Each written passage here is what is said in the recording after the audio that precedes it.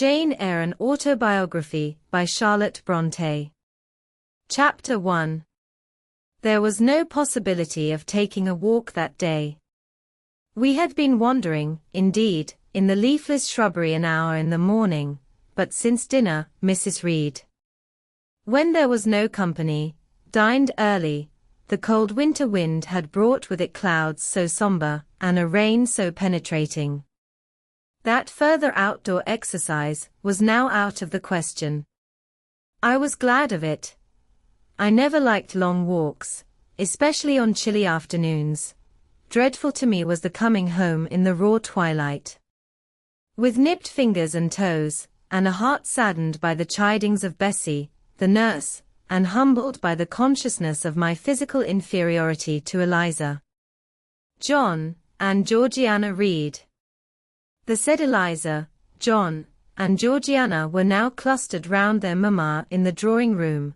She lay reclined on a sofa by the fireside, and with her darlings about her, for the time neither quarrelling nor crying, looked perfectly happy.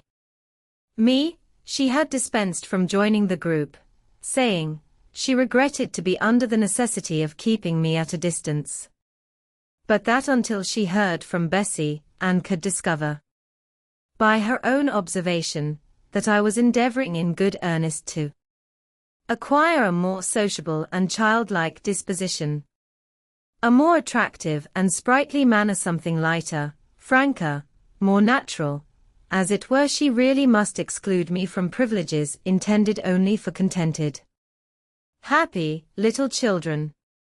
What does Bessie say I have done? I asked. Jane, I don't like cavillers or questioners. Besides, there is something truly forbidding in a child taking up her elders in that manner. Be seated somewhere, and until you can speak pleasantly, remain silent. A breakfast room adjoined the drawing-room. I slipped in there. It contained a bookcase. I soon possessed myself of a volume, taking care that it should be one stored with pictures. I mounted into the window seat. Gathering up my feet, I sat cross-legged, like a Turk, and, having drawn the red moreen curtain nearly close, I was shrined in double retirement.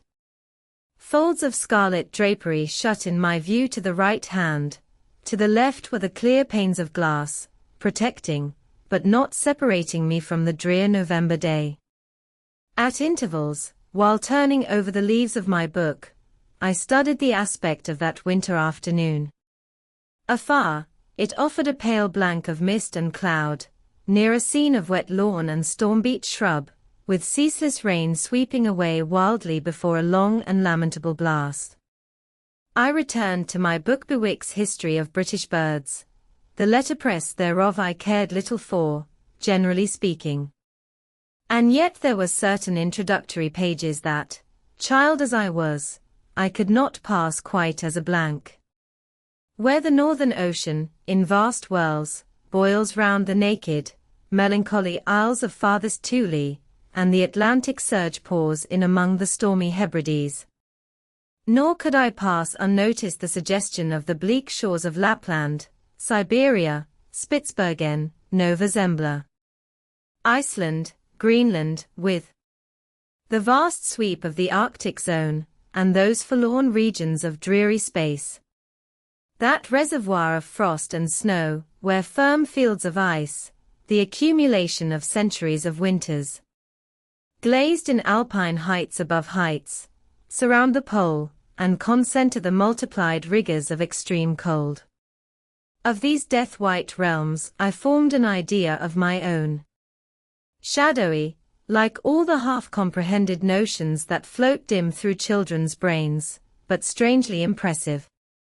The words in these introductory pages connected themselves with the succeeding vignettes, and gave significance to the rock standing up alone in a sea of billow and spray, to the broken boat stranded on a desolate coast, to the cold and ghastly moon glancing through bars of cloud at a wreck just sinking. I cannot tell what sentiment haunted the quite solitary churchyard, with its inscribed headstone, its gate, its 2 trees, its low horizon, girdled by a broken wall, and its newly risen crescent, attesting the hour of eventide.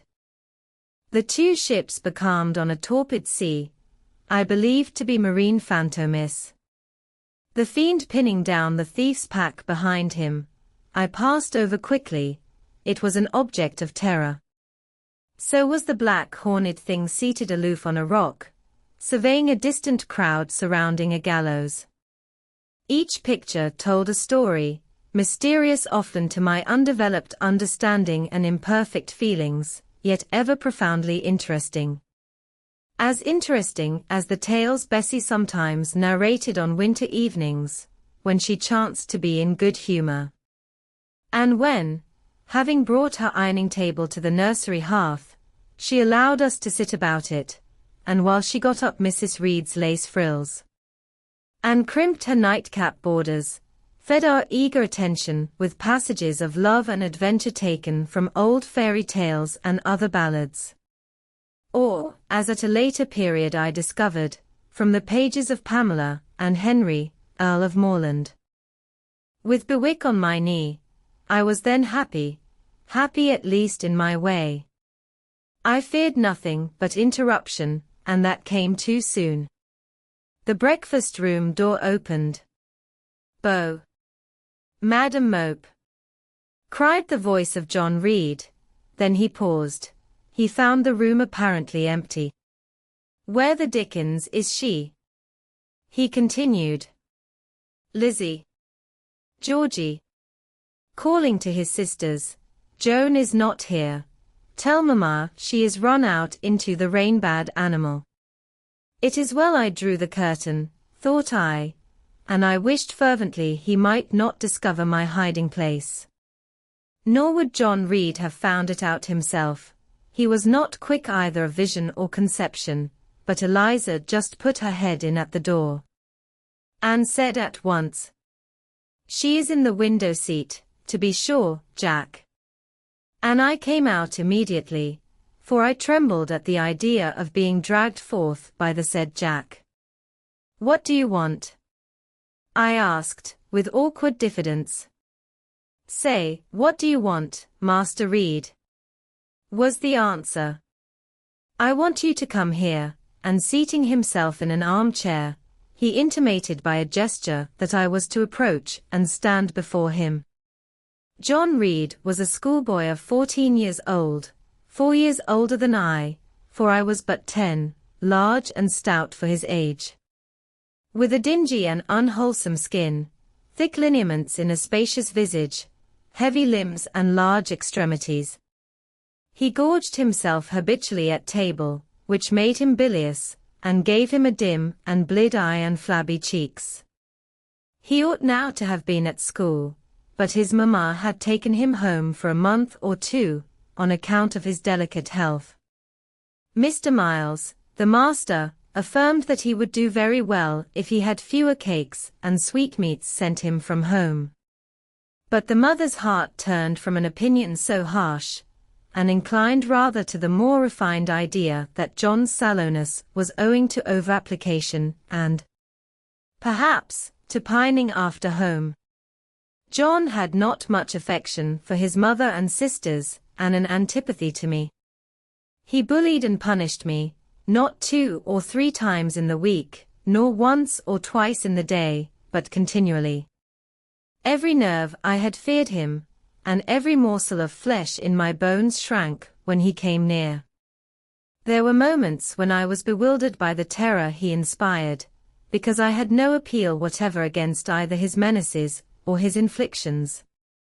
The servants did not like to offend their young master by taking my part against him, and Mrs. Reed was blind and deaf on the subject. She never saw him strike or heard him abuse me, though he did both now and then in her very presence. More frequently, however, behind her back. Habitually obedient to John, I came up to his chair. He spent some 3 minutes in thrusting out his tongue at me as far as he could without damaging the roots. I knew he would soon strike, and while dreading the blow, I mused on the disgusting and ugly appearance of him who would presently deal it. I wonder if he read that notion in my face, for, all at once, without speaking, he struck suddenly and strongly.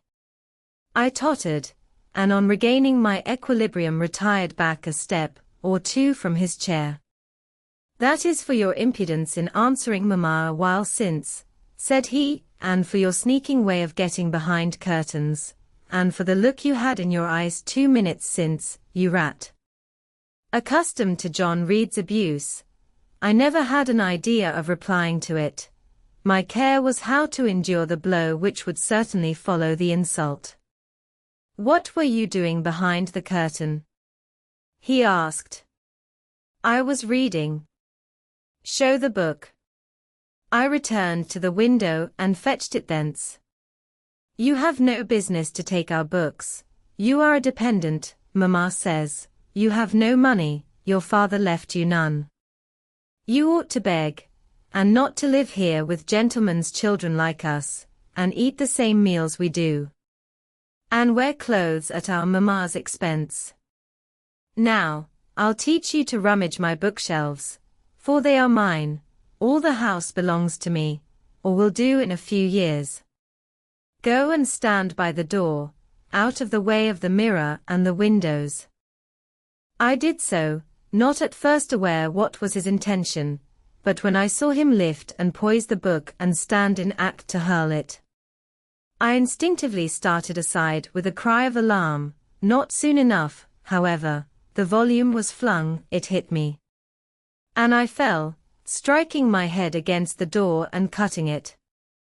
The cut bled, the pain was sharp, my terror had passed its climax, other feelings succeeded. "Wicked and cruel boy," I said.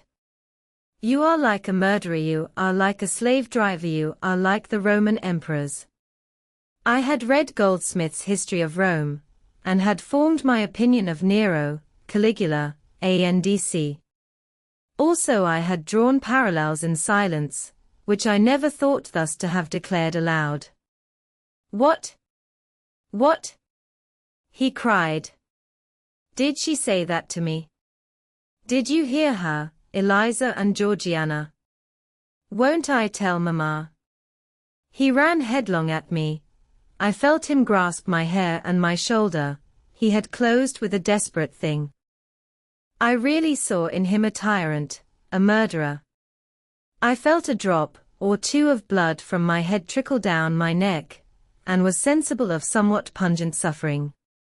These sensations for the time predominated over fear, and I received him in frantic sort. I don't very well know what I did with my hands, but he called me "Rat! Rat!" and bellowed out aloud. Aid was near him. Eliza and Georgiana had run for Mrs. Reed, who was gone upstairs. She now came upon the scene, followed by Bessie and her maid Abbot. Dear! Dear! What a fury to fly at Master John! Did ever anybody see such a picture of passion?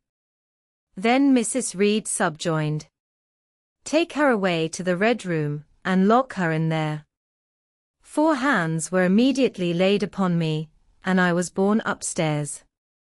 Chapter 2. I resisted all the way. A new thing for me, and a circumstance which greatly strengthened the bad opinion Bessie and Miss Abbot were disposed to entertain of me. The fact is, I was a trifle beside myself, or rather out of myself, as the French would say. I was conscious that a moment's mutiny had already rendered me liable to strange penalties. And, like any other rebel slave, I felt resolved, in my desperation, to go all lengths. "Hold her arms, Miss Abbot, she's like a mad cat." "For shame! For shame!" cried the lady's maid. "What shocking conduct, Miss Eyre, to strike a young gentleman, your benefactress's son. Your young master." "Master? How is he my master? Am I a servant?" "No, you are less than a servant, for you do nothing for your keep." There, sit down, and think over your wickedness. They had got me by this time into the apartment indicated by Mrs. Reed, and had thrust me upon a stool. My impulse was to rise from it like a spring. Their 2 pair of hands arrested me instantly. "If you don't sit still, you must be tied down," said Bessie. "Miss Abbott, lend me your garters. She would break mine directly."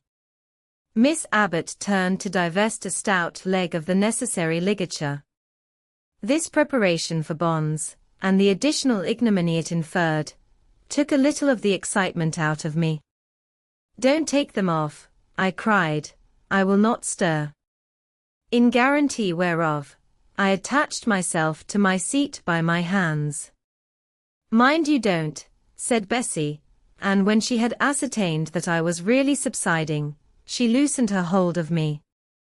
Then she and Miss Abbott stood with folded arms, looking darkly and doubtfully on my face, as incredulous of my sanity. "She never did so before," at last said Bessie, turning to the Abigail. "But it was always in her," was the reply.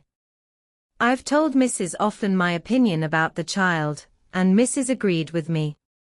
She's an underhand little thing. I never saw a girl of her age with so much cover." Bessie answered not, but ere long, addressing me, she said, "You ought to be aware, miss, that you are under obligations to Mrs. Reed. She keeps you. If she were to turn you off, you would have to go to the poorhouse." I had nothing to say to these words. They were not new to me.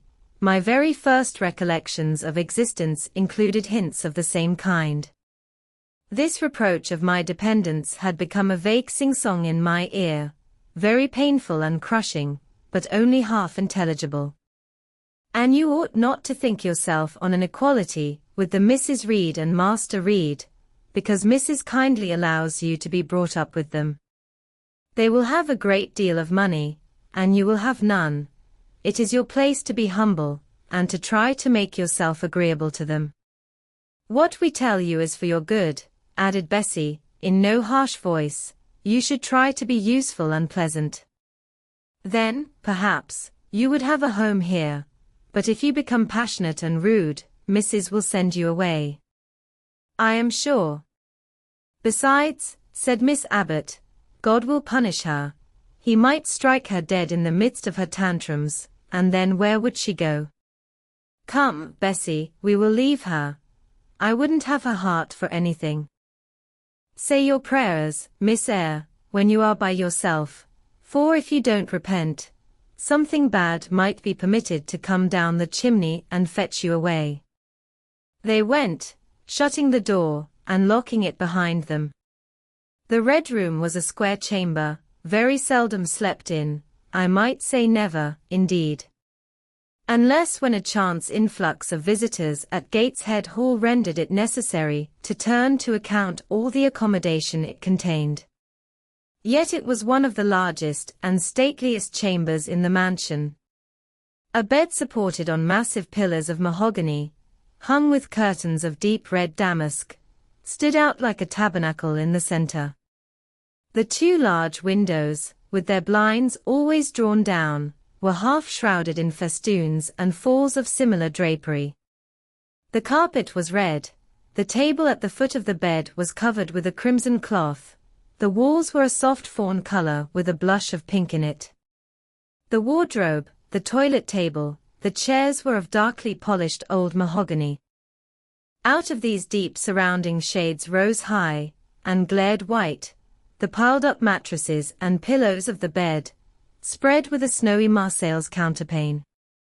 Scarcely less prominent was an ample cushioned easy-chair near the head of the bed, also white, with a footstool before it, and looking, as I thought, like a pale throne. This room was chill, because it seldom had a fire. It was silent, because remote from the nursery and kitchen, solemn, because it was known to be so seldom entered. The housemaid alone came here on Saturdays, to wipe from the mirrors and the furniture a week's quiet dust. And Mrs. Reed herself, at far intervals, visited it to review the contents of a certain secret drawer in the wardrobe, where were stored divers parchments, her jewel casket, and a miniature of her deceased husband. And in those last words lies the secret of the Red Room, the spell, which kept it so lonely in spite of its grandeur.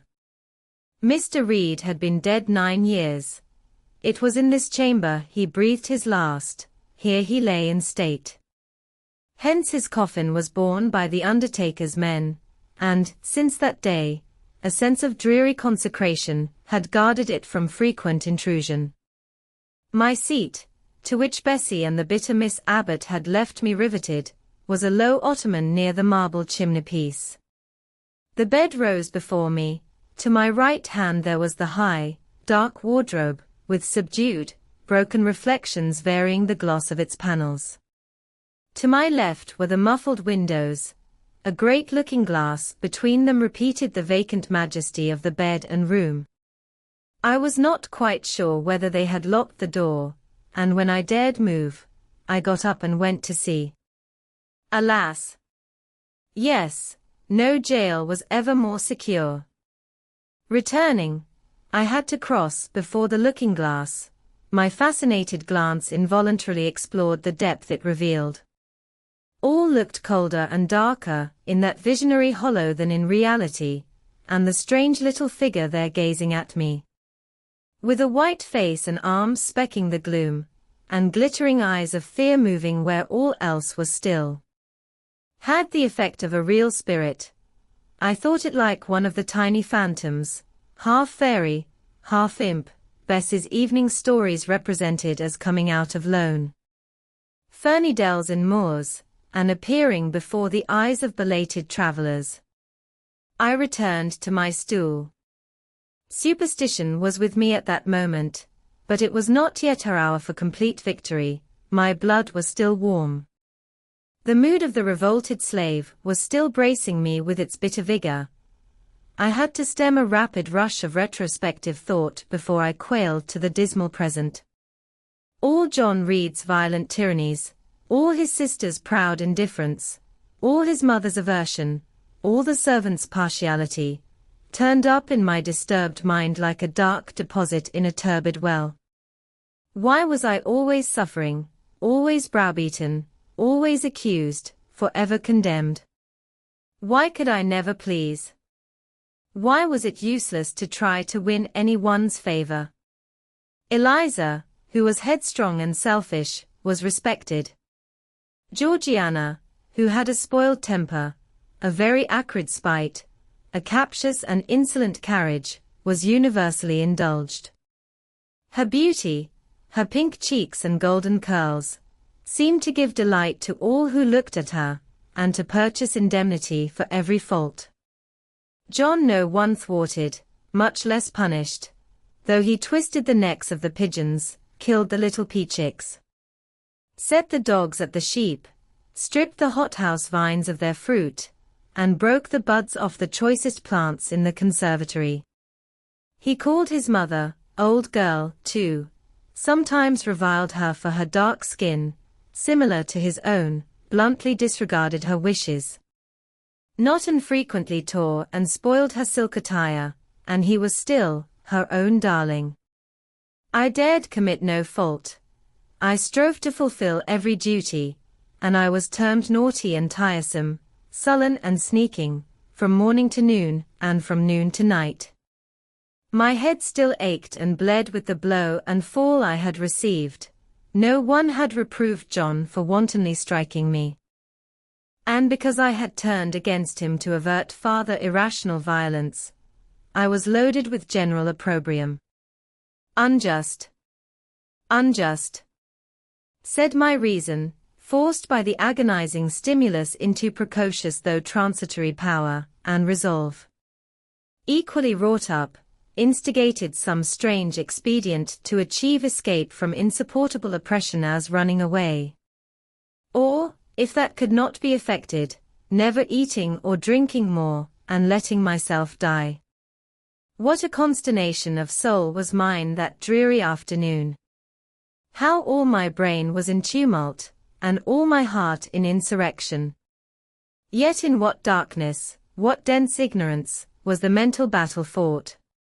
I could not answer the ceaseless inward question why I thus suffered. Now, at the distance of I will not say how many years, I see it clearly. I was a discord in Gateshead Hall. I was like nobody there.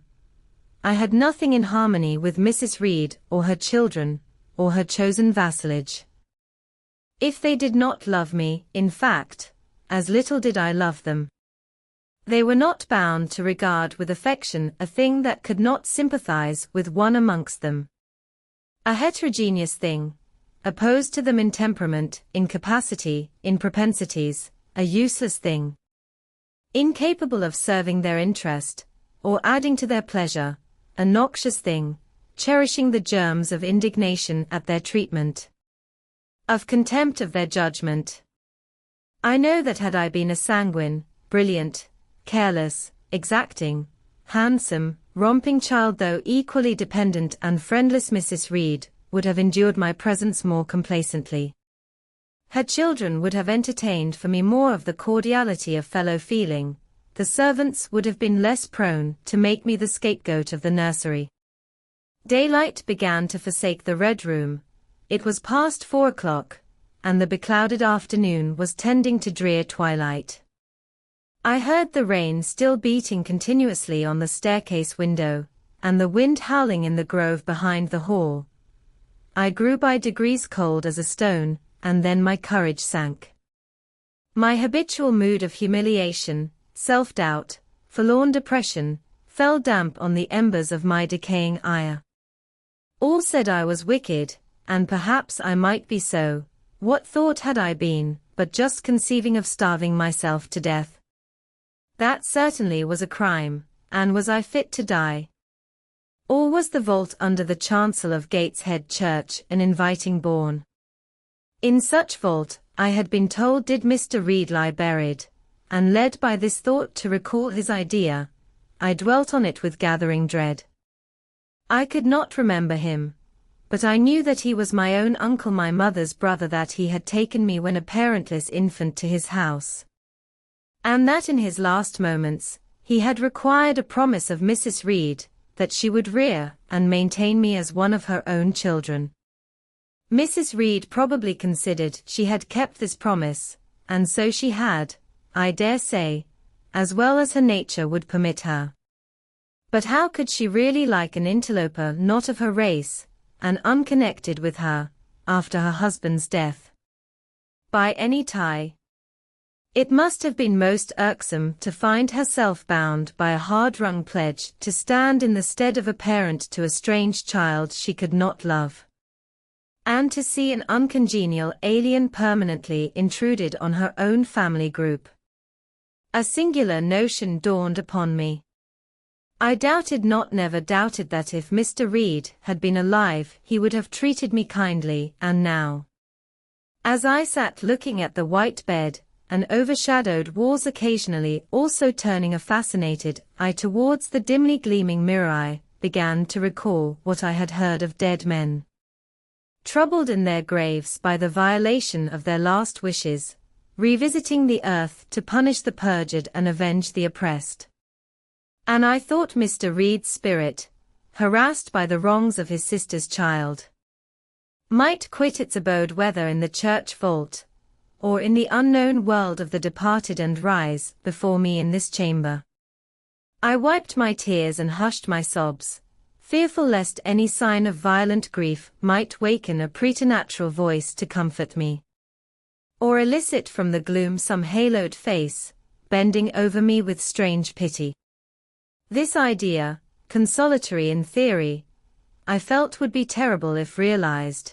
With all my might I endeavored to stifle it, I endeavored to be firm. Shaking my hair from my eyes, I lifted my head and tried to look boldly round the dark room. At this moment a light gleamed on the wall. Was it, I asked myself, a ray from the moon penetrating some aperture in the blind? No, moonlight was still, and this stirred. While I gazed, it glided up to the ceiling and quivered over my head. I can now conjecture readily that this streak of light was, in all likelihood, a gleam from a lantern carried by someone across the lawn. But then, prepared as my mind was for horror, shaken as my nerves were by agitation, I thought the swift darting beam was a herald of some coming vision from another world. My heart beat thick, my head grew hot, a sound filled my ears, which I deemed the rushing of wings.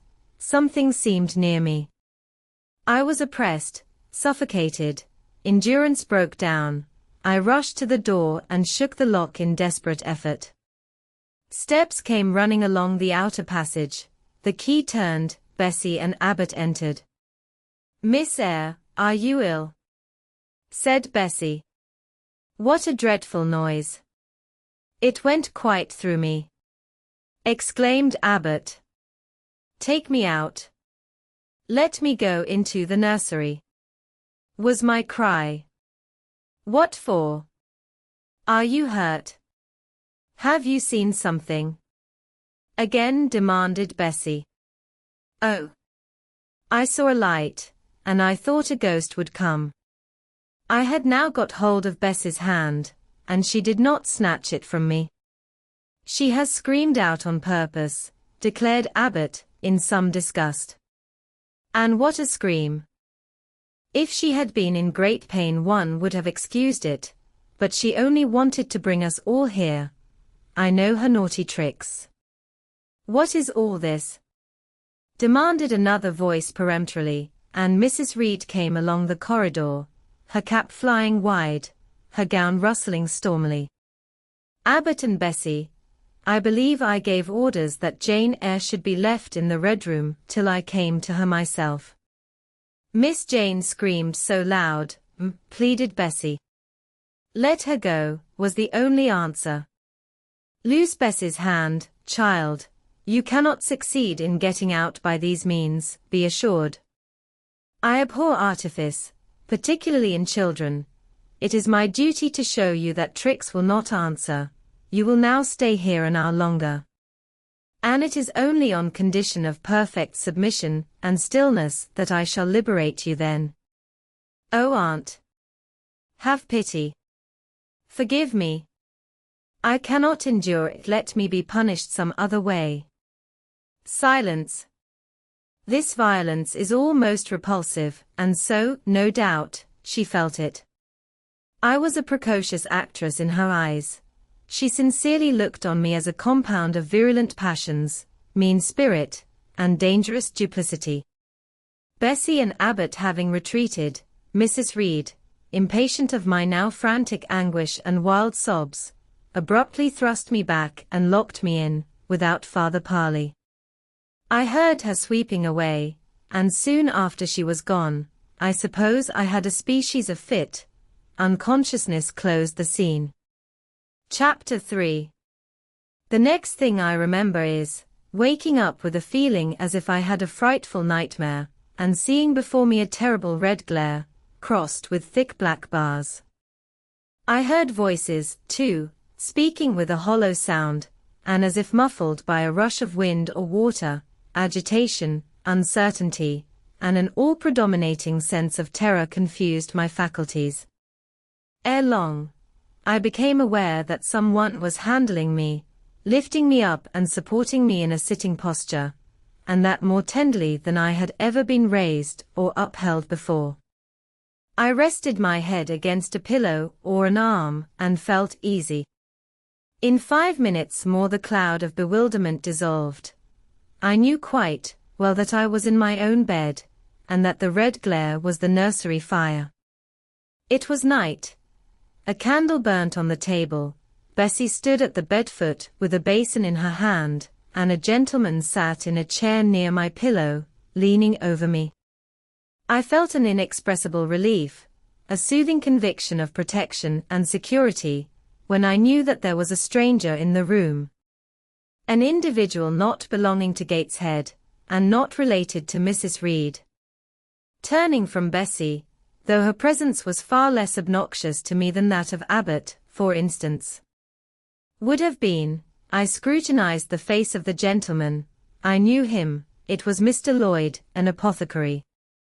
sometimes called in by Mrs. Reed, when the servants were ailing. For herself and the children she employed a physician. "Well, who am I?" he asked. I pronounced his name, offering him at the same time my hand. He took it, smiling and saying, "We shall do very well by and by." Then he laid me down, and addressing Bessie, charged her to be very careful that I was not disturbed during the night. Having given some further directions, and intimated that he should call again the next day, he departed. To my grief, I felt so sheltered and befriended while he sat in the chair near my pillow, and as he closed the door after him, all the room darkened and my heart again sank. Inexpressible sadness weighed it down. "Do you feel as if you should sleep, miss?" asked Bessie, rather softly. Scarcely dared I answer her, for I feared the next sentence might be rough. "I will try. Would you like to drink, or could you eat anything?" "No, thank you, Bessie." "Then I think I shall go to bed, for it is past 12 o'clock, but you may call me if you want anything in the night." Wonderful civility this. It emboldened me to ask a question. "Bessie, what is the matter with me? Am I ill?" "You fell sick, I suppose, in the Red Room with crying. You'll be better soon, no doubt." Bessie went into the housemaid's apartment, which was near. "Sarah, come and sleep with me in the nursery. I daren't for my life be alone with that poor child tonight. She might die. It's such a strange thing she should have that fit. I wonder if she saw anything." Mrs. was rather too hard. Sarah came back with her. They both went to bed. They were whispering together for half an hour before they fell asleep. I caught scraps of their conversation, from which I was able only too distinctly to infer the main subject discussed. Something passed her, all dressed in white, and vanished, a great black dog behind him, 3 loud raps on the chamber door, a light in the churchyard, just over his grave, ANDC. At last both slept. The fire and the candle went out. For me, the watches of that long night passed in ghastly wakefulness. Ear, eye, and mind were alike strained by dread. Such dread as children only can feel. No severe or prolonged bodily illness followed this incident of the Red Room. It only gave my nerves a shock of which I feel the reverberation to this day. Yes, Mrs. Reed, to you I owe some fearful pangs of mental suffering, but I ought to forgive you, for you knew not what you did. While rending my heartstrings, you thought you were only uprooting my bad propensities. Next day, by noon, I was up and dressed, and sat wrapped in a shawl by the nursery hearth. I felt physically weak and broken down, but my worst ailment was an unutterable wretchedness of mind. A wretchedness which kept drawing from me silent tears. No sooner had I wiped one salt drop from my cheek than another followed. Yet, I thought, I ought to have been happy, for none of the Reeds were there. They were all gone out in the carriage with their mamma. Abbott, too, was sewing in another room, and Bessie, as she moved hither and thither, putting away toys and arranging drawers, addressed to me every now and then a word of unwonted kindness. This state of things should have been to me a paradise of peace, accustomed as I was to a life of ceaseless reprimand and thankless fagging. But, in fact, my racked nerves were now in such a state that no calm could soothe, and no pleasure excite them agreeably. Bessie had been down into the kitchen, and she brought up with her a tart on a certain brightly painted china plate, whose bird of paradise, nestling in a wreath of convolvuli and rosebuds, had been wont to stir in me a most enthusiastic sense of admiration, and which plate I had often petitioned to be allowed to take in my hand in order to examine it more closely. but had always hitherto been deemed unworthy of such a privilege. This precious vessel was now placed on my knee, and I was cordially invited to eat the circlet of delicate pastry upon it. Vain favor. Coming, like most other favors long deferred and often wished for, too late. I could not eat the tart, and the plumage of the bird, the tints of the flowers, seemed strangely faded. I put both plate and tart away. Bessie asked if I would have a book. The word book acted as a transient stimulus, and I begged her to fetch Gulliver's Travels from the library. This book one had again and again perused with delight. I considered it a narrative of facts, and discovered in it a vein of interest deeper than what I found in fairy tales. For as to the elves, having sought them in vain among foxglove leaves and bells, under mushrooms and beneath the ground ivy mantling old walnooks, I had at length made up my mind to the sad truth, that they were all gone out of England to some savage country where the woods were wilder and thicker, and the population more scant, whereas Lilliput and Brobdignag being, in my creed, solid parts of the earth's surface, I doubted not that I might one day, by taking a long voyage, see with my own eyes the little fields, houses and trees, the diminutive people, the tiny cows, sheep, and birds of the one realm, and the cornfields forest high, the mighty mastiffs, the monster cats, the tower-like men and women, of the other. Yet, when this cherished volume was now placed in my hand, when I turned over its leaves, and sought in its marvelous pictures the charm I had, till now, never failed to find, all was eerie and dreary. The giants were gaunt goblins, the pygmies malevolent and fearful imps. Gulliver a most desolate wanderer in most dread and dangerous regions. I closed the book, which I dared no longer peruse, and put it on the table, beside the untasted tart. Bessie had now finished dusting and tidying the room, and having washed her hands, she opened a certain little drawer, full of splendid shreds of silk and satin, and began making a new bonnet for Georgiana's doll. In the days when we went gypsying, a long time ago, I had often heard the song before, and always with lively delight, for Bessie had a sweet voice, at least, I thought so. But now, though her voice was still sweet, I found in its melody an indescribable sadness. Sometimes, preoccupied with her work, she sang the refrain very low, very lingeringly. A long time ago, came out like the saddest cadence of a funeral hymn. She passed into another ballad, this time a really doleful one. My feet they are sore, and my limbs they are weary, long is the way, and the mountains are wild. Soon will the twilight close moonless and dreary over the path of the poor orphan child. Why did they send me so far and so lonely, up where the moors spread and grey rocks are piled?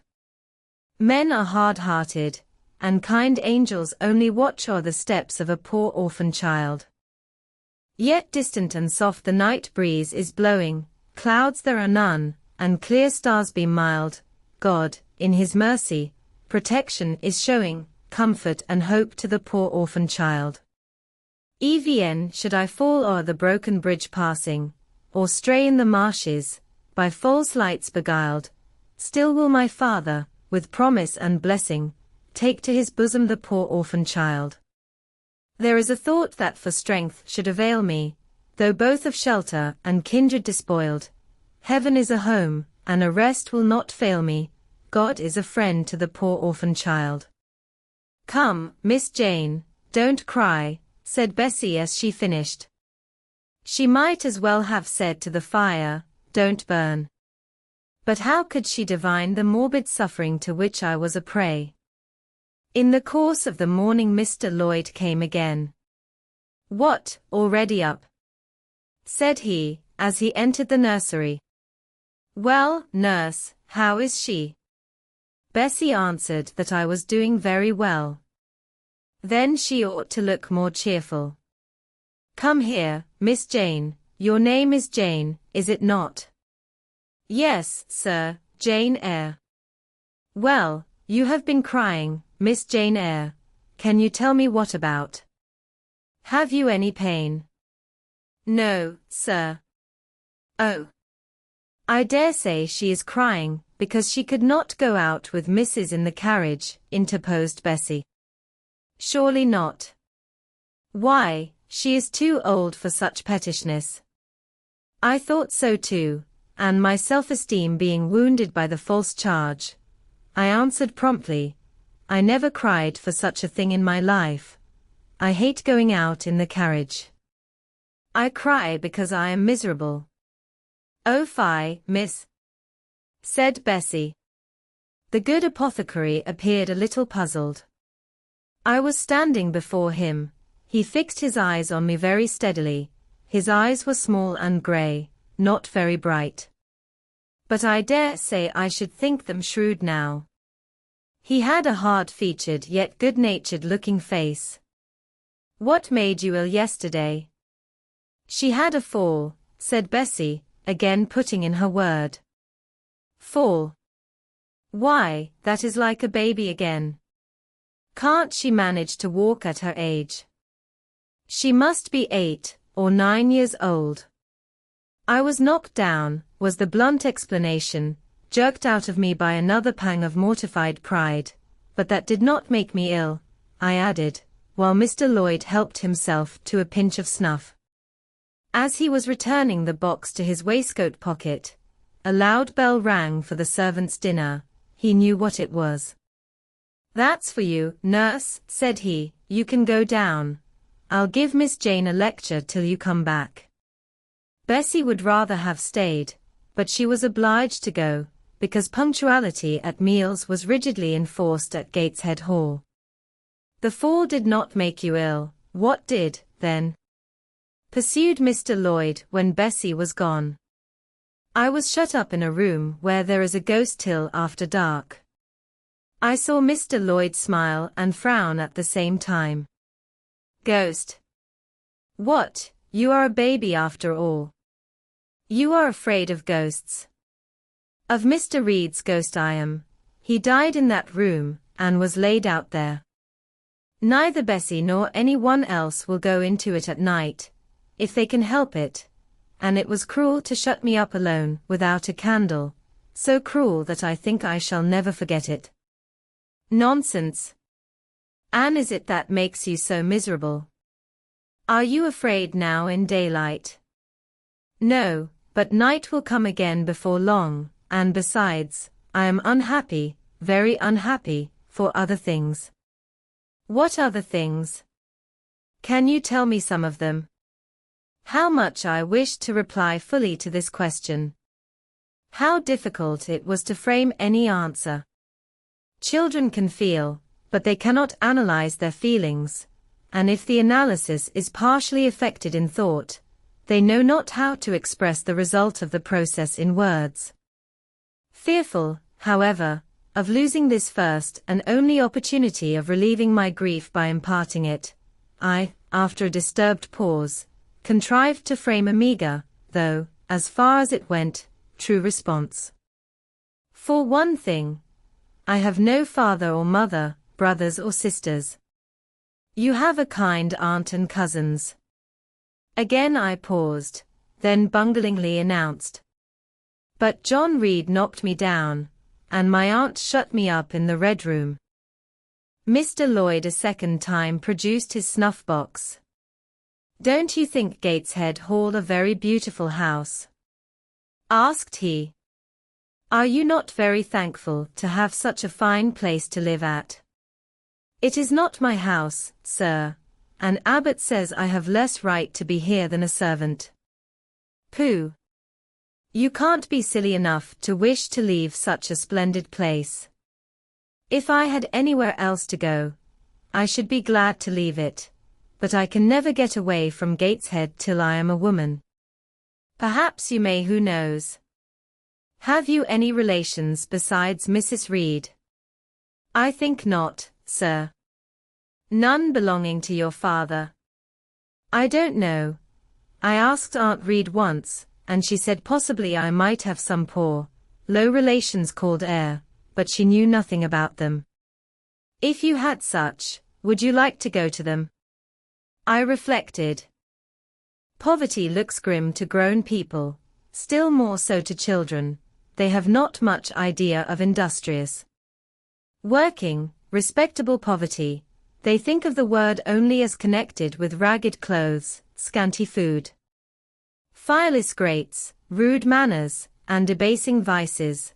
Poverty for me was synonymous with degradation.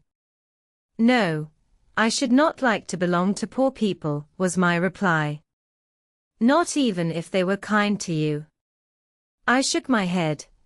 I could not see how poor people had the means of being kind, and then to learn to speak like them, to adopt their manners, to be uneducated, to grow up like one of the poor women I saw sometimes nursing their children, or washing their clothes at the cottage doors of the village of Gateshead. No, I was not heroic enough to purchase liberty at the price of caste. But are your relatives so very poor? Are they working people? I cannot tell.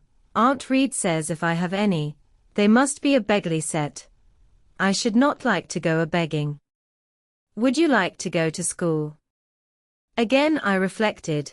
I scarcely knew what school was. Bessie sometimes spoke of it as a place where young ladies sat in the stocks, wore backboards, and were expected to be exceedingly genteel and precise. John Reed hated his school and abused his master, but John Reed's tastes were no rule for mine. And if Bessie's accounts of school discipline, gathered from the young ladies of a family where she had lived before coming to Gateshead, was somewhat appalling, her details of certain accomplishments attained by these same young ladies were, I thought, equally attractive. She boasted of beautiful paintings of landscapes and flowers by them executed, of songs they could sing and pieces they could play, of purses they could knit, of French books they could translate, till my spirit was moved to emulation as I listened. Besides, school would be a complete change. It implied a long journey, an entire separation from Gateshead, an entrance into a new life. I should indeed like to go to school, was the audible conclusion of my musings. Well, well. Who knows what may happen? Said Mr. Lloyd, as he got up. The child ought to have change of air and scene, he added, speaking to himself, nerves not in a good state. Bessie now returned. At the same moment the carriage was heard rolling up the gravel walk. Is that your mistress, nurse? Asked Mr. Lloyd. I should like to speak to her before I go. Bessie invited him to walk into the breakfast room, and led the way out. In the interview which followed between him and Mrs. Reed, I presume, from after occurrences, that the apothecary ventured to recommend my being sent to school. And the recommendation was no doubt readily enough adopted, for as Abbot said, in discussing the subject with Bessie when both sat sewing in the nursery one night, after I was in bed, and as they thought, asleep, Mrs. was, she dared say, glad enough to get rid of such a tiresome, ill-conditioned child, who always looked as if she were watching everybody, and scheming plots underhand. Abbot, I think, gave me credit for being a sort of infantine Guy Fawkes. On that same occasion I learned, for the first time, from Miss Abbot's communications to Bessie, that my father had been a poor clergyman. That my mother had married him against the wishes of her friends, who considered the match beneath her. That my grandfather Reed was so irritated at her disobedience, he cut her off without a shilling. That after my mother and father had been married a year, the latter caught the typhus fever, while visiting among the poor of a large manufacturing town, where his curacy was situated, and where that disease was then prevalent. That my mother took the infection from him, and both died within a month of each other. Bessie, when she heard this narrative, sighed and said, "Poor Miss Jane is to be pitied, too, Abbot." "Yes," responded Abbot, "if she were a nice, pretty child, one might compassionate her forlornness, but one really cannot care for such a little toad as that." "Not a great deal, to be sure," agreed Bessie, "at any rate. A beauty like Miss Georgiana would be more moving in the same condition." "Yes, I dote on Miss Georgiana," cried the fervent Abbot. "Little darling. With her long curls and her blue eyes, and such a sweet color as she has, just as if she were painted. Bessie, I could fancy a Welsh rabbit for supper." "So could I with a roast onion. Come, we'll go down." They went. Chapter 4. From my discourse with Mr. Lloyd, and from the above reported conference between Bessie and Abbot, I gathered enough of hope to suffice as a motive for wishing to get well. A change seemed near. I desired and waited it in silence. It tarried, however. Days and weeks passed. I had regained my normal state of health, but no new allusion was made to the subject over which I brooded. Mrs. Reed surveyed me at times with a severe eye, but seldom addressed me. Since my illness, she had drawn a more marked line of separation than ever between me and her own children, appointing me a small closet to sleep in by myself, condemning me to take my meals alone, and pass all my time in the nursery, while my cousins were constantly in the drawing-room. Not a hint, however, did she drop about sending me to school. Still I felt an instinctive certainty that she would not long endure me under the same roof with her. For her glance, now more than ever, when turned on me, expressed an insuperable and rooted aversion. Eliza and Georgiana, evidently acting according to orders, spoke to me as little as possible. John thrust his tongue in his cheek whenever he saw me, and once attempted chastisement, but as I instantly turned against him, roused by the same sentiment of deep ire and desperate revolt which had stirred my corruption before. He thought it better to desist, and ran from me uttering execrations, and vowing I had burst his nose. I had indeed levelled at that prominent feature as hard a blow as my knuckles could inflict, and when I saw that either that or my look daunted him, I had the greatest inclination to follow up my advantage to purpose, but he was already with his mamma. "Don't talk to me about her, John. I told you not to go near her. She is not worthy of notice. I do not choose that either you or your sisters should associate with her." Here, leaning over the banister, I cried out suddenly, and without at all deliberating on my words, "They are not fit to associate with me." Mrs. Reed was rather a stout woman, but, on hearing this strange and audacious declaration, she ran nimbly up the stair, swept me like a whirlwind into the nursery, and crushing me down on the edge of my crib, dared me in an emphatic voice to rise from that place, or utter one syllable during the remainder of the day. "What would Uncle Reed say to you, if he were alive?" was my scarcely voluntary demand. I say scarcely voluntary, for it seemed as if my tongue pronounced words, without my will consenting to their utterance. Something spoke out of me over which I had no control. "What?" said Mrs. Reed under her breath. Her usually cold composed grey eye became troubled with a look like fear. She took her hand from my arm, and gazed at me as if she really did not know whether I were child or fiend. I was now in for it. "My Uncle Reed is in heaven, and can see all you do and think, and so can Papa and Mamma. They know how you shut me up all day long, and how you wish me dead." Mrs. Reed soon rallied her spirits. She shook me most soundly, she boxed both my ears, and then left me without a word.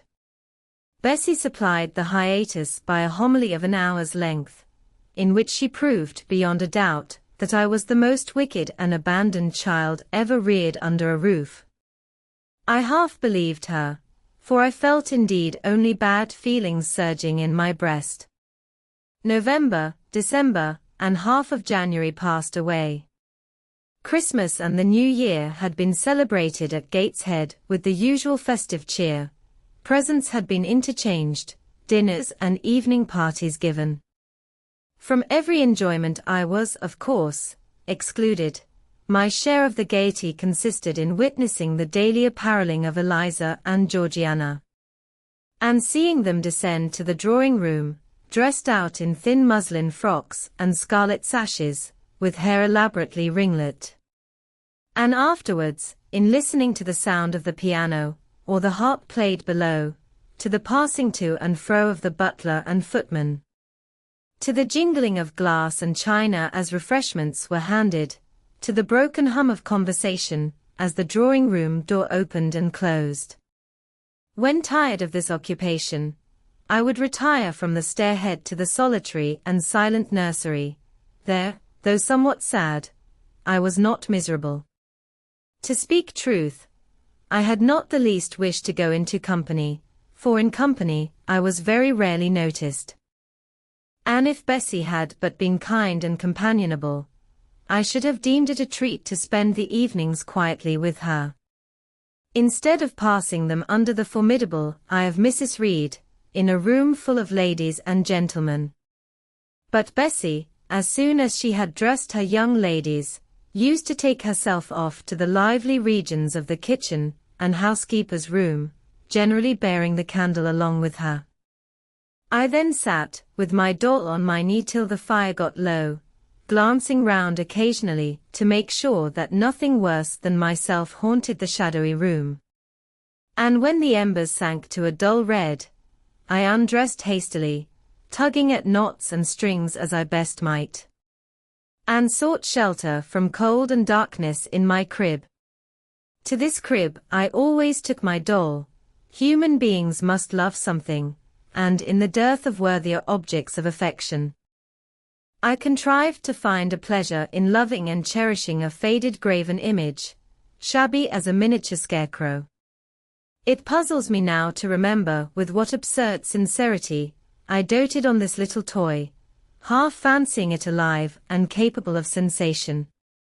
I could not sleep unless it was folded in my nightgown, and when it lay there safe and warm, I was comparatively happy, believing it to be happy likewise. Long did the hours seem while I waited the departure of the company, and listened for the sound of Bess's step on the stairs. Sometimes she would come up in the interval to seek her thimble, or her scissors, or perhaps to bring me something by way of supper, a bun, or a cheesecake. Then she would sit on the bed while I ate it. And when I had finished, she would tuck the clothes round me, and twice she kissed me and said, "Good night, Miss Jane." When thus gentle, Bessie seemed to me the best, prettiest, kindest being in the world, and I wished most intensely that she would always be so pleasant and amiable, and never push me about, or scold, or task me unreasonably, as she was too often wont to do. Bessie Lee must, I think, have been a girl of good natural capacity, for she was smart in all she did, and had a remarkable knack of narrative, so, at least, I judge from the impression made on me by her nursery tales. She was pretty too, if my recollections of her face and person are correct. I remember her as a slim young woman, with black hair, dark eyes, very nice features, and good, clear complexion.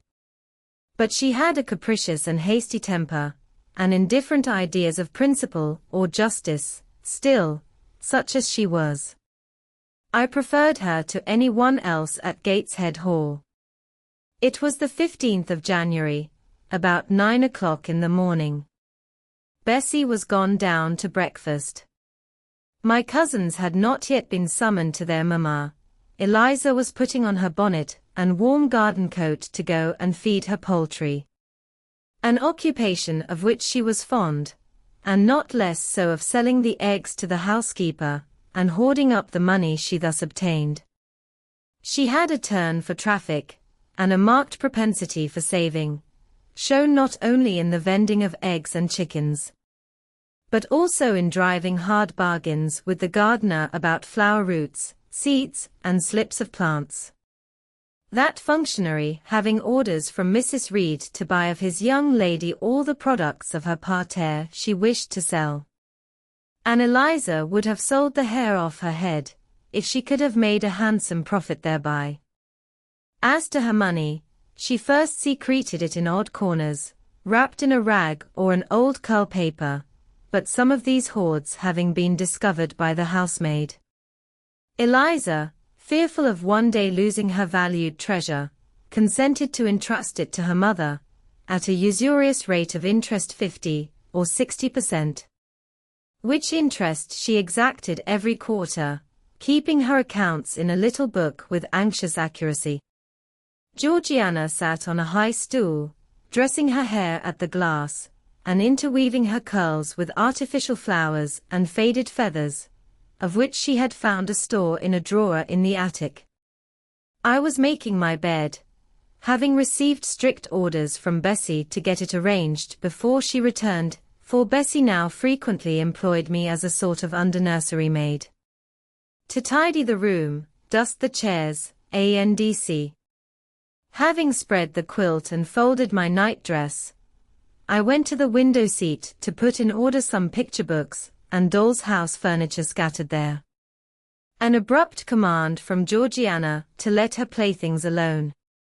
For the tiny chairs and mirrors, the fairy plates and cups, were her property, stopped my proceedings, and then, for lack of other occupation, I fell to breathing on the frost flowers with which the window was fretted, and thus clearing a space in the glass through which I might look out on the grounds, where all was still and petrified under the influence of a hard frost. From this window were visible the porter's lodge and the carriage road, and just as I had dissolved so much of the silver-white foliage veiling the panes as left room to look out, I saw the gates thrown open and a carriage roll through. I watched it ascending the drive with indifference. Carriages often came to Gateshead, but none ever brought visitors in whom I was interested. It stopped in front of the house, the doorbell rang loudly, the newcomer was admitted. All this being nothing to me, my vacant attention soon found lively attraction in the spectacle of a little hungry robin, which came and chirruped on the twigs of the leafless cherry tree nailed against the wall near the casement. The remains of my breakfast of bread and milk stood on the table, and having crumbled a morsel of roll, I was tugging at the sash to put out the crumbs on the window-sill, when Bessie came running upstairs into the nursery. "Miss Jane, take off your pinafore, what are you doing there? Have you washed your hands and face this morning?" "No, Bessie. I have only just finished dusting." "Troublesome, careless child. And what are you doing now? You look quite red, as if you had been about some mischief. What were you opening the window for?" I was spared the trouble of answering, for Bessie seemed in too great a hurry to listen to explanations. She hauled me to the washstand, inflicted a merciless, but happily brief scrub on my face and hands with soap, water, and a coarse towel, disciplined my head with a bristly brush, denuded me of my pinafore, and then hurrying me to the top of the stairs, bid me go down directly, as I was wanted in the breakfast room. I would have asked who wanted me. I would have demanded if Mrs. Reed was there, but Bessie was already gone, and had closed the nursery door upon me. I slowly descended. For nearly 3 months, I had never been called to Mrs. Reed's presence, restricted so long to the nursery. The breakfast, dining, and drawing rooms were become for me awful regions, on which it dismayed me to intrude. I now stood in the empty hall, before me was the breakfast-room door, and I stopped, intimidated and trembling. What a miserable little poltroon had fear, engendered of unjust punishment, made of me in those days. I feared to return to the nursery, and feared to go forward to the parlor. 10 minutes I stood in agitated hesitation. The vehement ringing of the breakfast-room bell decided me. I must enter. Who could want me? I asked inwardly, as with both hands I turned the stiff door handle, which, for a second or two, resisted my efforts. What should I see besides Aunt Reed in the apartment? A man or a woman? The handle turned, the door unclosed, and passing through and curtsying low, I looked up at a black pillar. Such, at least, appeared to me, at first sight, the straight, narrow, sable-clad shape standing erect on the rug. The grim face at the top was like a carved mask, placed above the shaft by way of capital. Mrs. Reed occupied her usual seat by the fireside. She made a signal to me to approach. I did so, and she introduced me to the stony stranger with the words, "This is the little girl respecting whom I applied to you." He, for it was a man, turned his head slowly towards where I stood, and having examined me with the two inquisitive-looking grey eyes which twinkled under a pair of bushy brows, said solemnly, and in a bass voice, "Her size is small. What is her age?" 10 years. So much, was the doubtful answer, and he prolonged his scrutiny for some minutes. Presently he addressed me: "Your name, little girl?" "Jane Eyre, sir." In uttering these words I looked up. He seemed to me a tall gentleman, but then I was very little.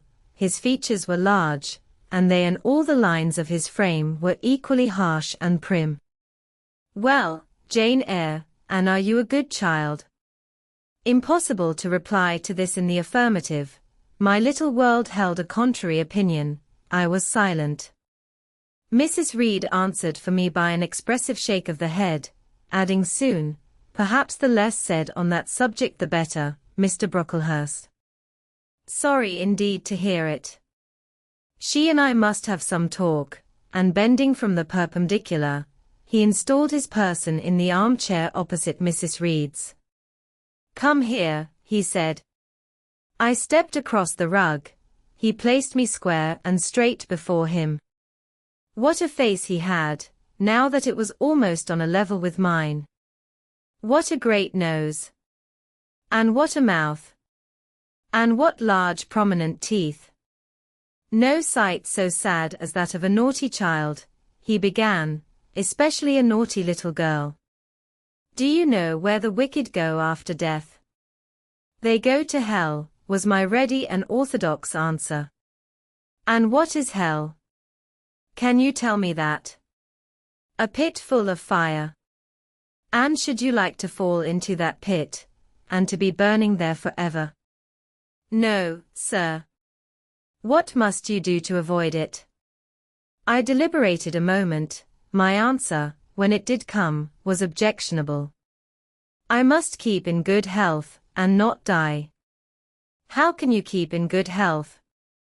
Children younger than you die daily." I buried a little child of 5 years old only a day or two since, a good little child, whose soul is now in heaven. It is to be feared the same could not be said of you were you to be called hence. Not being in a condition to remove his doubt, I only cast my eyes down on the 2 large feet planted on the rug, and sighed, wishing myself far enough away. I hope that sigh is from the heart, and that you repent of ever having been the occasion of discomfort to your excellent benefactress. Benefactress. Benefactress. Said I inwardly, they all call Mrs. Reed my benefactress. If so, a benefactress is a disagreeable thing. "Do you say your prayers night and morning?" continued my interrogator. "Yes, sir." "Do you read your Bible?" "Sometimes." "With pleasure." "Are you fond of it?" "I like Revelations, and the book of Daniel, and Genesis and Samuel, and a little bit of Exodus, and some parts of Kings and Chronicles, and Job and Jonah. And the Psalms. I hope you like them. No, sir. No. Oh, shocking. I have a little boy, younger than you, who knows 6 psalms by heart. And when you ask him which he would rather have, a gingerbread nut to eat, or a verse of a psalm to learn, he says, "Oh, the verse of a psalm. Angels sing psalms," says he. I wish to be a little angel here below. He then gets 2 nuts in recompense for his infant piety. Psalms are not interesting, I remarked. That proves you have a wicked heart. And you must pray to God to change it. To give you a new and clean one. To take away your heart of stone and give you a heart of flesh. I was about to propound a question, touching the manner in which that operation of changing my heart was to be performed, when Mrs. Reed interposed, telling me to sit down. She then proceeded to carry on the conversation herself. "Mr. Brocklehurst, I believe I intimated in the letter which I wrote to you 3 weeks ago, that this little girl has not quite the character and disposition I could wish. Should you admit her into Lowood School, I should be glad if the superintendent and teachers were requested to keep a strict eye on her. And above all, to guard against her worst fault, a tendency to deceit. I mention this in your hearing, Jane, that you may not attempt to impose on Mr. Brocklehurst. Well might I dislike Mrs. Reed, for it was her nature to wound me cruelly. Never was I happy in her presence. However carefully I obeyed, however strenuously I strove to please her, my efforts were still repulsed and repaid by such sentences as the above. Now, uttered before a stranger, the accusation cut me to the heart. I dimly perceived that she was already obliterating hope from the new phase of existence which she destined me to enter. I felt, though I could not have expressed the feeling, that she was sowing aversion and unkindness along my future path. I saw myself transformed under Mr. Brocklehurst's eye into an artful, noxious child, and what could I do to remedy the injury? Nothing, indeed, thought I, as I struggled to repress a sob, and hastily wiped away some tears, the impotent evidences of my anguish. Deceit is, indeed, a sad fault in a child, said Mr. Brocklehurst. It is akin to falsehood, and all liars will have their portion in the lake burning with fire and brimstone. She shall, however, be watched, Mrs. Reed. I will speak to Miss Temple and the teachers. I should wish her to be brought up in a manner suiting her prospects, continued my benefactress. To be made useful, to be kept humble. As for the vacations, she will, with your permission, spend them always at Lowood. Your decisions are perfectly judicious, madam, returned Mr. Brocklehurst. Humility is a Christian grace, and one peculiarly appropriate to the pupils of Lowood. I, therefore, direct that a special care shall be bestowed on its cultivation amongst them. I have studied how best to mortify in them the worldly sentiment of pride, and only the other day I had a pleasing proof of my success. My second daughter, Augusta, went with her mamma to visit the school, and on her return she exclaimed, "Oh, dear papa, how quiet and plain all the girls at Lowood look, with their hair combed behind their ears, and their long pinafores, and those little holland pockets outside their frocks. They are almost like poor people's children." And, said she, they looked at my dress and mamma's, as if they had never seen a silk gown before. This is the state of things I quite approve, returned Mrs. Reed. Had I sought all England over, I could scarcely have found a system more exactly fitting a child like Jane Eyre. Consistency, my dear Mr. Brocklehurst. I advocate consistency in all things. Consistency, madam, is the first of Christian duties, and it has been observed in every arrangement connected with the establishment of Lowood. Plain fare, simple attire, unsophisticated accommodations, hardy and active habits. Such is the order of the day in the house and its inhabitants. Quite right, sir. I may then depend upon this child being received as a pupil at Lowood, and there being trained in conformity to her position and prospects. Madam, you may. She shall be placed in that nursery of chosen plants, and I trust she will show herself grateful for the inestimable privilege of her election. I will send her, then, as soon as possible, Mr. Brocklehurst, for, I assure you, I feel anxious to be relieved of a responsibility that was becoming too irksome. No doubt, madam, and now I wish you good morning. I shall return to Brocklehurst Hall in the course of a week or two. My good friend, the Archdeacon, will not permit me to leave him sooner. I shall send Miss Temple notice that she is to expect a new girl, so that there will be no difficulty about receiving her. Goodbye. Goodbye, Mr. Brocklehurst. Remember me to Mrs. and Miss Brocklehurst, and to Augusta and Theodore, and Master Broughton Brocklehurst. I will, madam. Little girl, here is a book entitled The Child's Guide. Read it with prayer, especially that part containing an account of the awfully sudden death of Martha G., a naughty child addicted to falsehood and deceit. With these words Mr. Brocklehurst put into my hand a thin pamphlet sewn in a cover, and having rung for his carriage, he departed. Mrs. Reed and I were left alone. Some minutes passed in silence. She was sewing, I was watching her. Mrs. Reed might be at that time some 6 or 37. She was a woman of robust frame, square-shouldered and strong-limbed. Not tall, and though stout, not obese.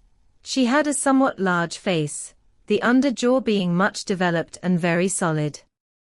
Her brow was low, her chin large and prominent, mouth and nose sufficiently regular. Under her light eyebrows glimmered an eye devoid of ruth. Her skin was dark and opaque, her hair nearly flaxen. Her constitution was sound as a bell. Illness never came near her. She was an exact, clever manager. Her household and tenantry were thoroughly under her control. Her children only at times defied her authority, and laughed it to scorn. She dressed well, and had a presence and port calculated to set off handsome attire. Sitting on a low stool, a few yards from her armchair, I examined her figure, I perused her features. In my hand I held the tract containing the sudden death of the liar, to which narrative my attention had been pointed as to an appropriate warning. What had just passed, what Mrs.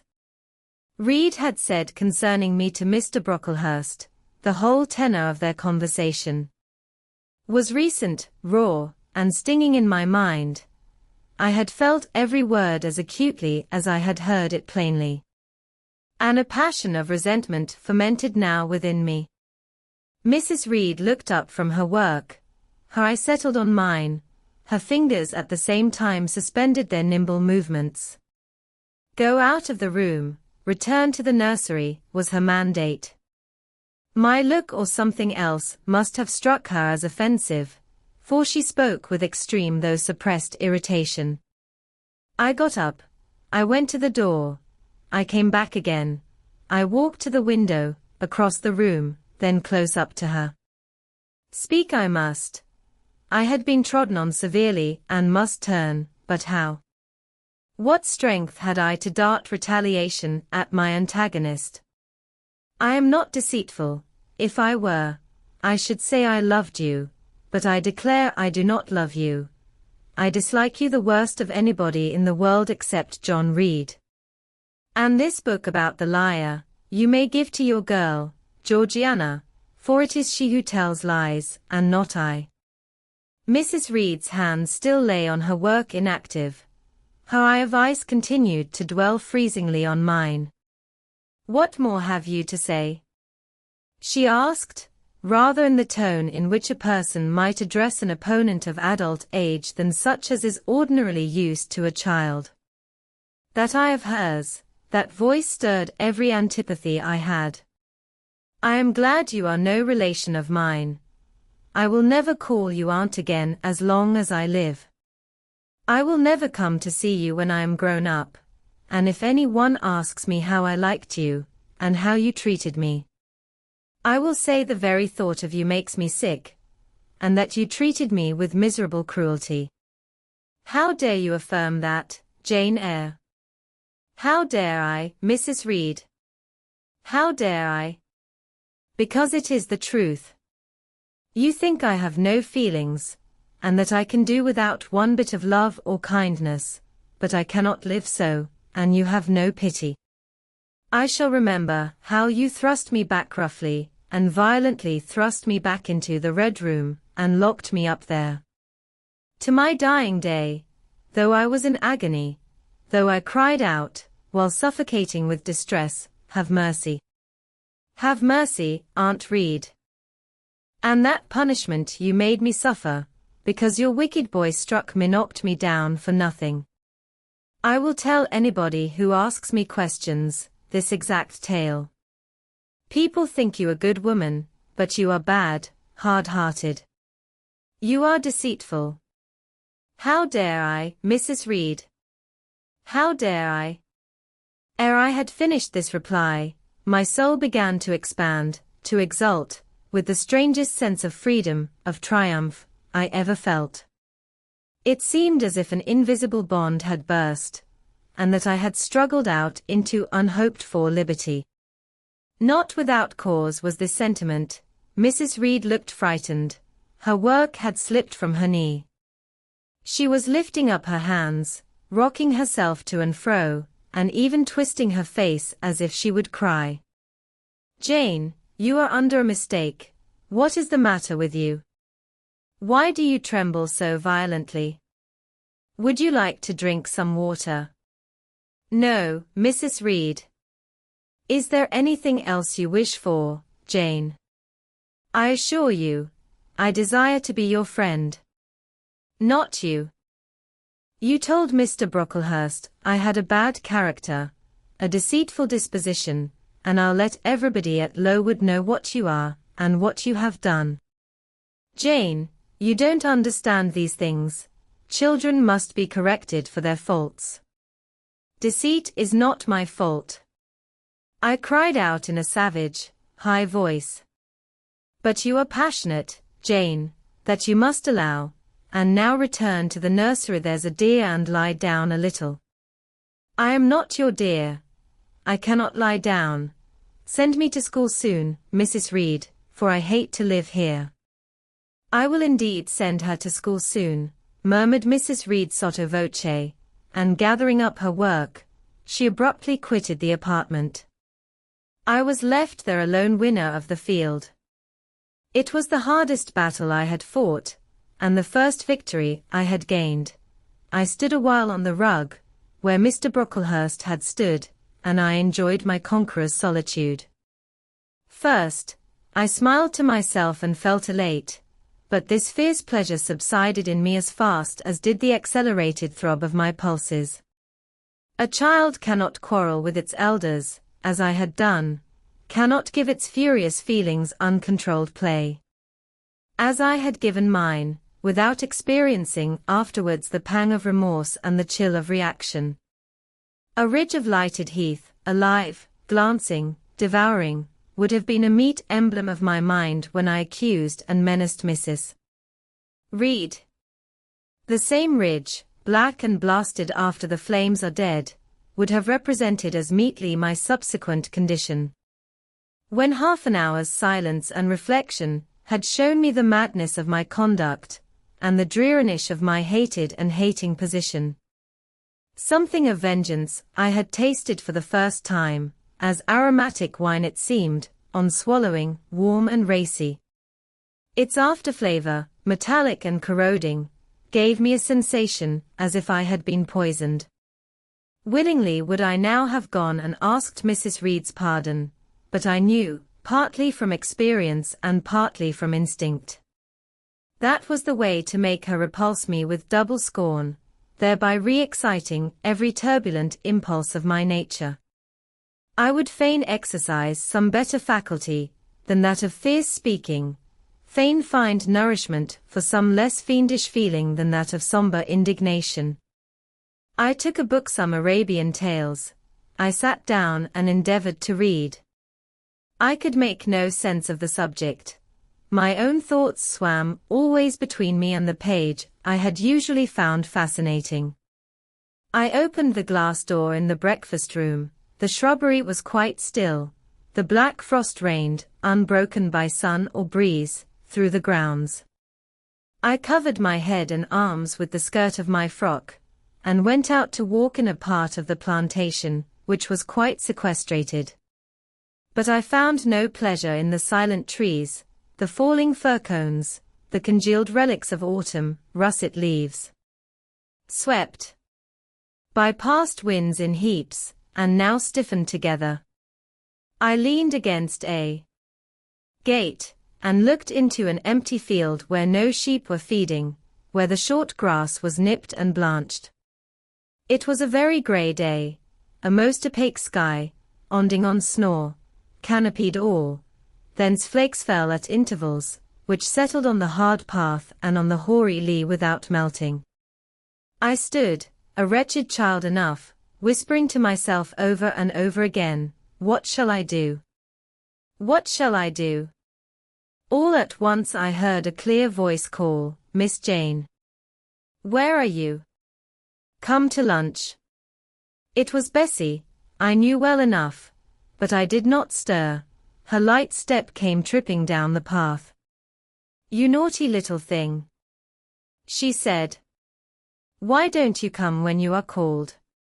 Bessie's presence, compared with the thoughts over which I had been brooding, seemed cheerful, even though, as usual, she was somewhat cross. The fact is, after my conflict with and victory over Mrs. Reed, I was not disposed to care much for the nursemaid's transitory anger, and I was disposed to bask in her youthful lightness of heart. I just put my 2 arms round her and said, "Come, Bessie. Don't scold." The action was more frank and fearless than any I was habituated to indulge in. Somehow it pleased her.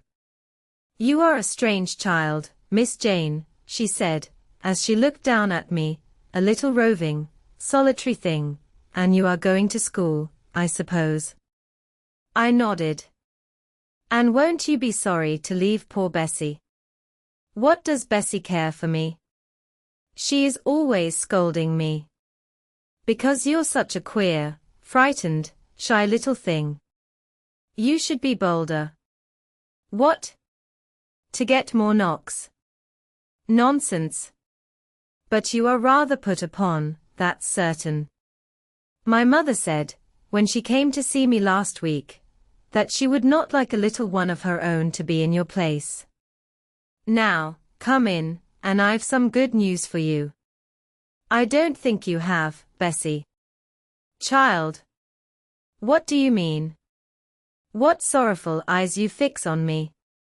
"Well, but Mrs. and the young ladies and Master John are going out to tea this afternoon, and you shall have tea with me. I'll ask cook to bake you a little cake, and then you shall help me to look over your drawers, for I am soon to pack your trunk. Mrs. intends you to leave Gateshead in a day or 2, and you shall choose what toys you like to take with you. Bessie, you must promise not to scold me any more till I go." "Well, I will, but mind you are a very good girl, and don't be afraid of me. Don't start when I chance to speak rather sharply, it's so provoking. I don't think I shall ever be afraid of you again, Bessie, because I have got used to you, and I shall soon have another set of people to dread. If you dread them they'll dislike you. As you do, Bessie." "I don't dislike you, miss. I believe I am fonder of you than of all the others." "You don't show it. You little sharp thing. You've got quite a new way of talking." What makes you so venturesome and hardy? Why, I shall soon be away from you, and besides, I was going to say something about what had passed between me and Mrs. Reed. But on second thoughts I considered it better to remain silent on that head. And so you're glad to leave me? Not at all, Bessie, indeed, just now I'm rather sorry. Just now. And rather. How coolly my little lady says it. I dare say now if I were to ask you for a kiss you wouldn't give it me, you'd say you'd rather not. I'll kiss you and welcome, bend your head down. Bessie stooped, we mutually embraced, and I followed her into the house quite comforted. That afternoon lapsed in peace and harmony, and in the evening Bessie told me some of her most enchanting stories, and sang me some of her sweetest songs. Even for me life had its gleams of sunshine. Chapter 5. 5 o'clock had hardly struck on the morning of the 19th of January, when Bessie brought a candle into my closet, and found me already up and nearly dressed. I had risen half an hour before her entrance, and had washed my face, and put on my clothes by the light of a half-moon just setting, whose rays streamed through the narrow window near my crib. I was to leave Gateshead that day by a coach, which passed the lodge gates at 6 a.m. Bessie was the only person yet risen. She had lit a fire in the nursery, where she now proceeded to make my breakfast. Few children can eat when excited with the thoughts of a journey, nor could I. Bessie, having pressed me in vain to take a few spoonfuls of the boiled milk and bread she had prepared for me, wrapped up some biscuits in a paper and put them into my bag. Then she helped me on with my pelisse and bonnet. And wrapping herself in a shawl, she and I left the nursery. As we passed Mrs. Reed's bedroom, she said, "Will you go in and bid Mrs. goodbye?" "No, Bessie. She came to my crib last night, when you were gone down to supper, and said I need not disturb her in the morning. Or my cousins either. And she told me to remember that she had always been my best friend, and to speak of her and be grateful to her accordingly." "What did you say, miss?" "Nothing. I covered my face with the bedclothes, and turned from her to the wall." "That was wrong, Miss Jane." "It was quite right, Bessie. Your missus has not been my friend, she has been my foe." "Oh, Miss Jane. Don't say so. Goodbye to Gateshead," cried I, as we passed through the hall and went out at the front door. The moon was set, and it was very dark. Bessie carried a lantern, whose light glanced on wet steps and gravel road sodden by a recent thaw. Raw and chill was the winter morning. My teeth chattered as I hastened down the drive. There was a light in the porter's lodge. When we reached it, we found the porter's wife just kindling her fire. My trunk, which had been carried down the evening before, stood corded at the door. It wanted but a few minutes of 6, and shortly after that hour had struck, the distant roll of wheels announced the coming coach. I went to the door and watched its lamps approach rapidly through the gloom. "Is she going by herself?" asked the porter's wife. "Yes." "And how far is it?" 50 miles. What a long way. I wonder Mrs. Reed is not afraid to trust her so far alone. The coach drew up. There it was at the gates with its 4 horses and its top laden with passengers. The guard and coachman loudly urged haste. My trunk was hoisted up. I was taken from Bessie's neck, to which I clung with kisses. "Be sure and take good care of her," cried she to the guard, as he lifted me into the inside. "A. was the answer. The door was slapped to, a voice exclaimed, "All right," and on we drove. Thus was I severed from Bessie and Gateshead, thus whirled away to unknown, and as I then deemed, remote and mysterious regions. I remember but little of the journey. I only know that the day seemed to me of a preternatural length, and that we appeared to travel over hundreds of miles of road. We passed through several towns, and in one, a very large one, the coach stopped, the horses were taken out, and the passengers alighted to dine. I was carried into an inn, where the guard wanted me to have some dinner, but as I had no appetite, he left me in an immense room with a fireplace at each end, a chandelier pendant from the ceiling, and a little red gallery high up against the wall filled with musical instruments. Here I walked about for a long time, feeling very strange, and mortally apprehensive of some one coming in and kidnapping me.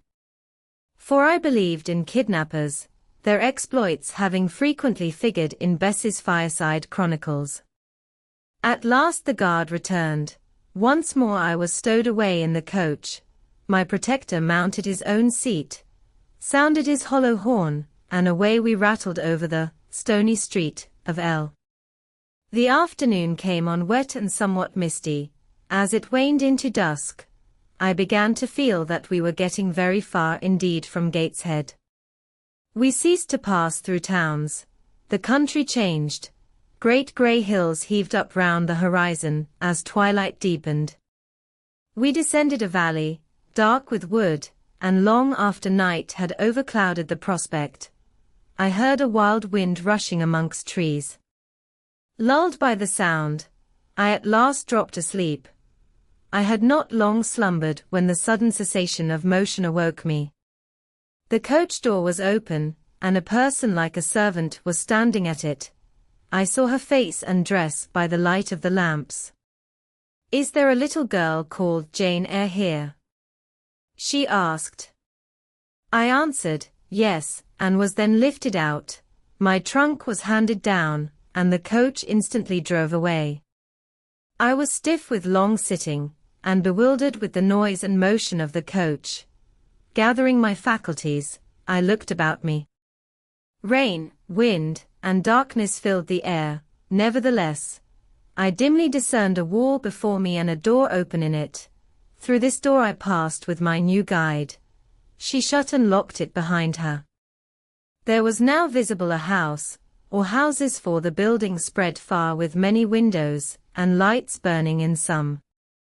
We went up a broad pebbly path, splashing wet, and were admitted at a door.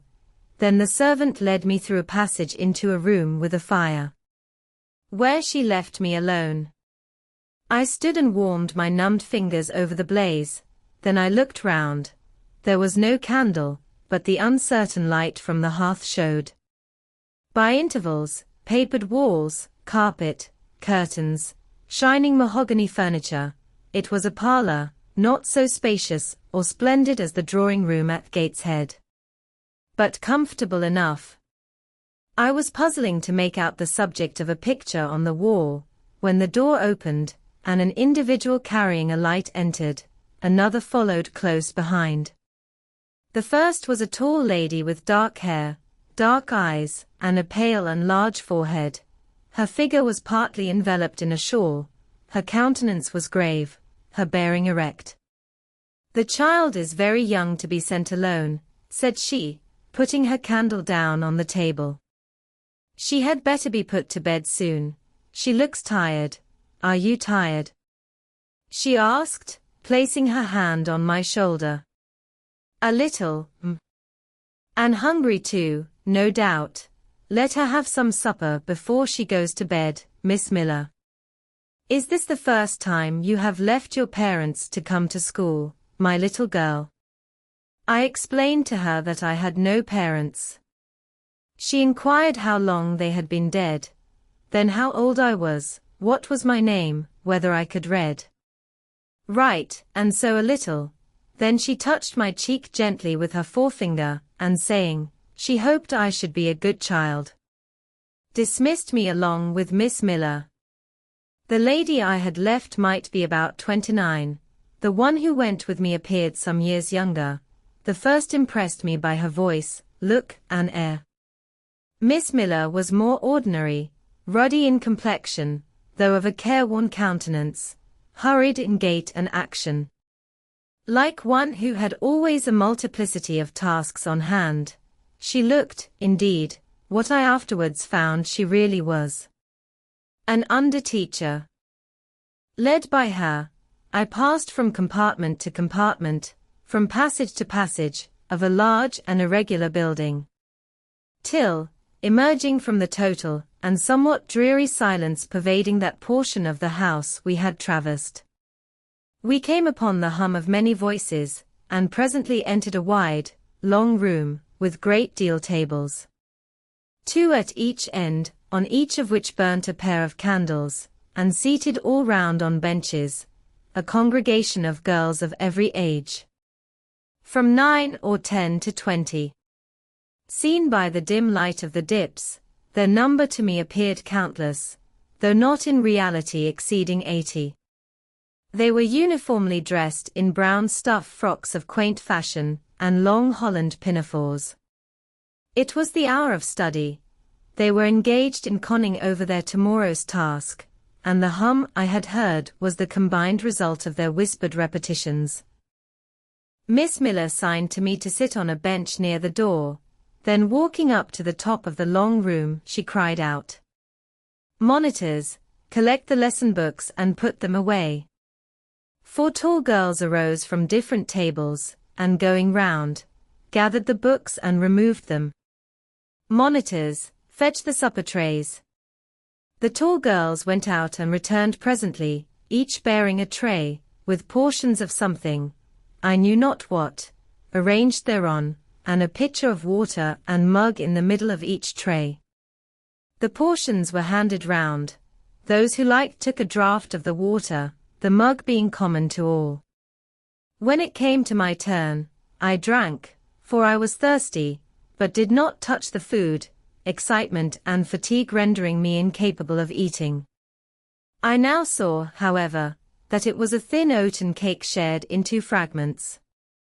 The meal over, prayers were read by Miss Miller, and the classes filed off, 2 and 2, upstairs.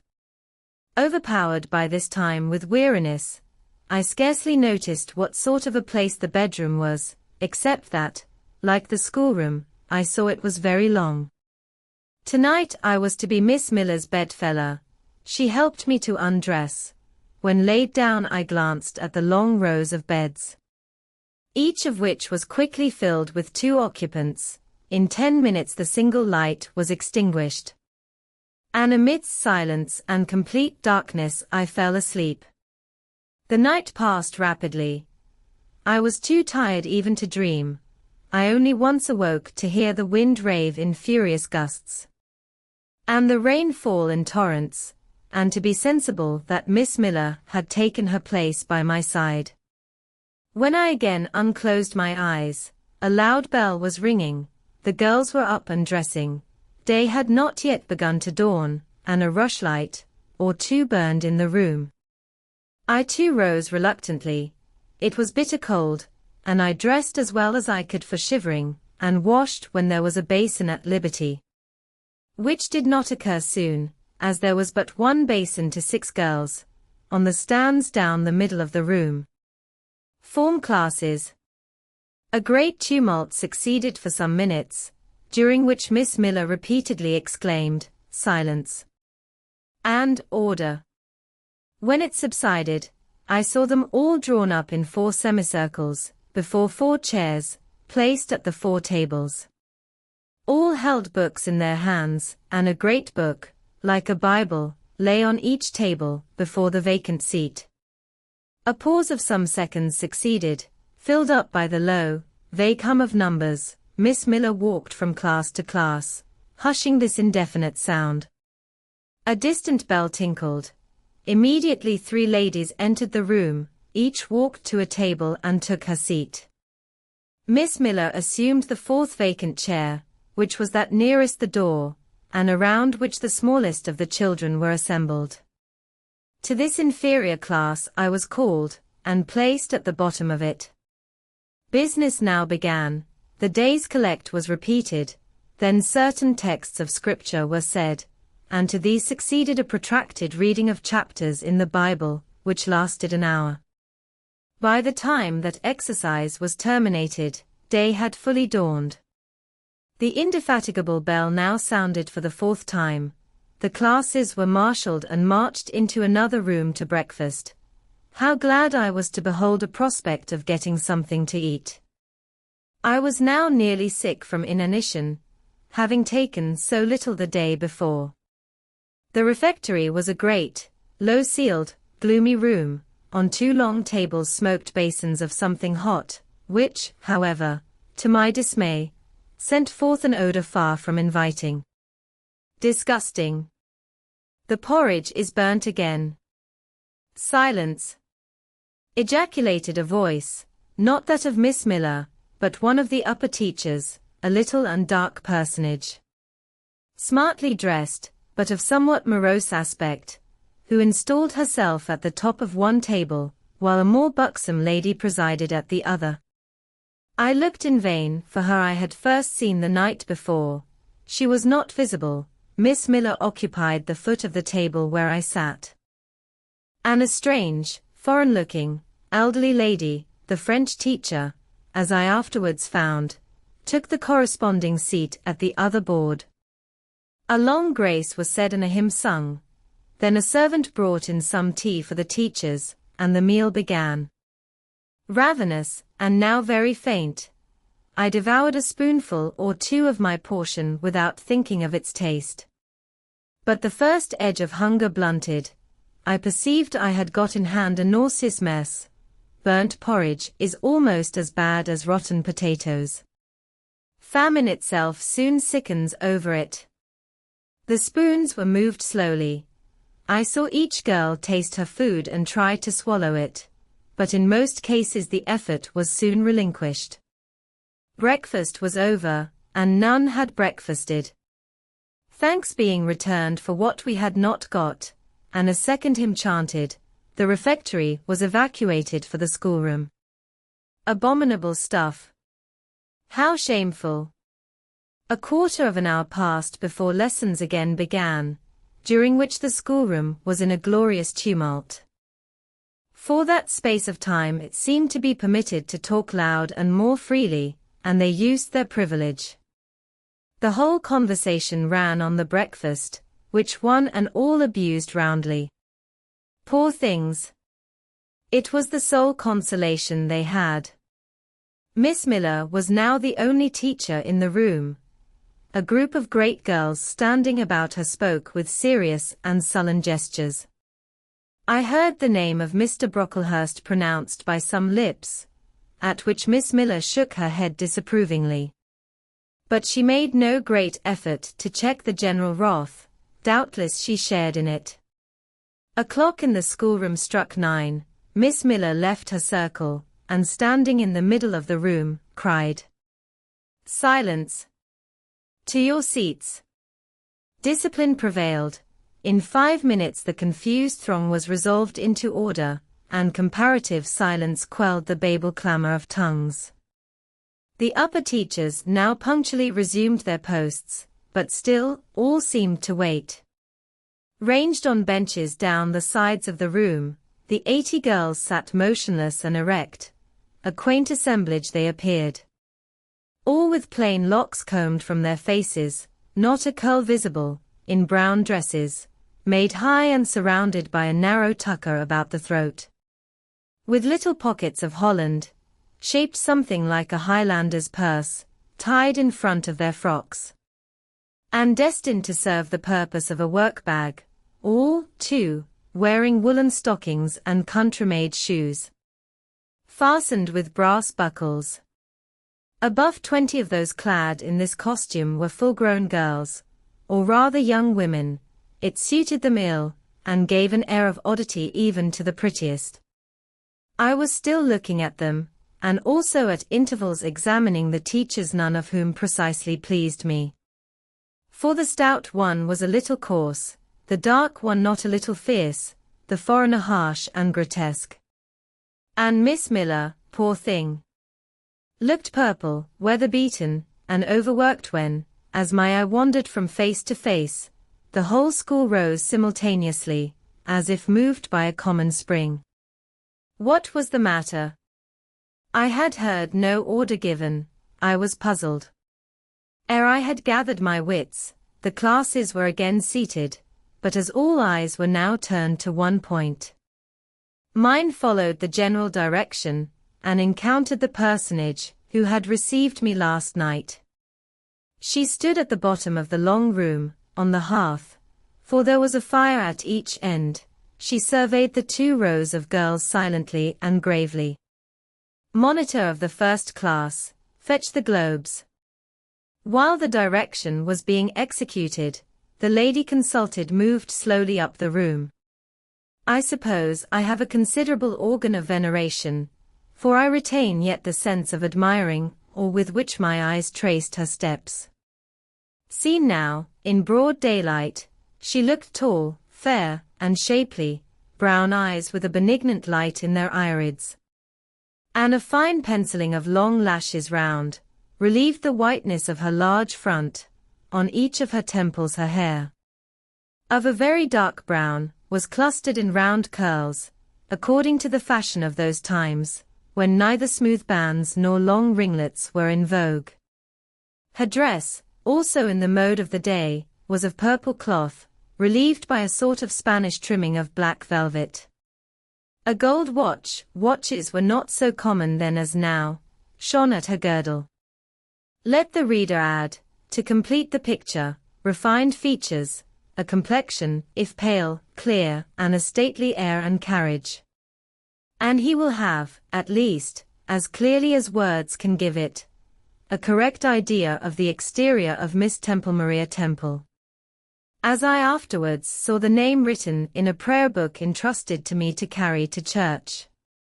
The superintendent of Lowood, for such was this lady, having taken her seat before a pair of globes placed on one of the tables, summoned the first class round her, and commenced giving a lesson on geography.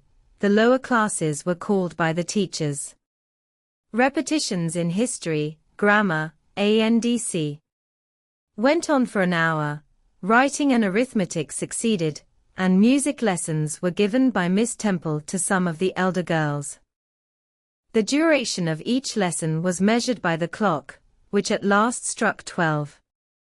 I have a word to address to the pupils, said she. The tumult of cessation from lessons was already breaking forth, but it sank at her voice. You had this morning a breakfast, which you could not eat. You must be hungry. I have ordered that a lunch of bread and cheese shall be served to all. The teachers looked at her with a sort of surprise. It is to be done on my responsibility, she added, in an explanatory tone to them, and immediately afterwards left the room.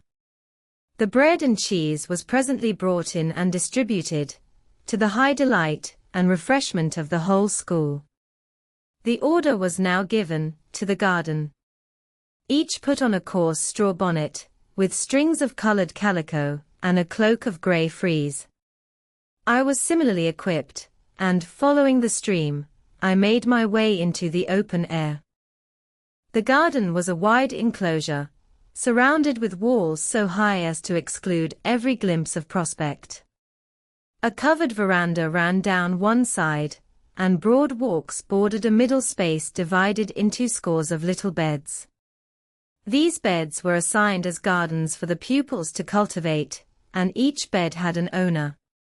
When full of flowers they would doubtless look pretty, but now, at the latter end of January, all was wintry blight and brown decay.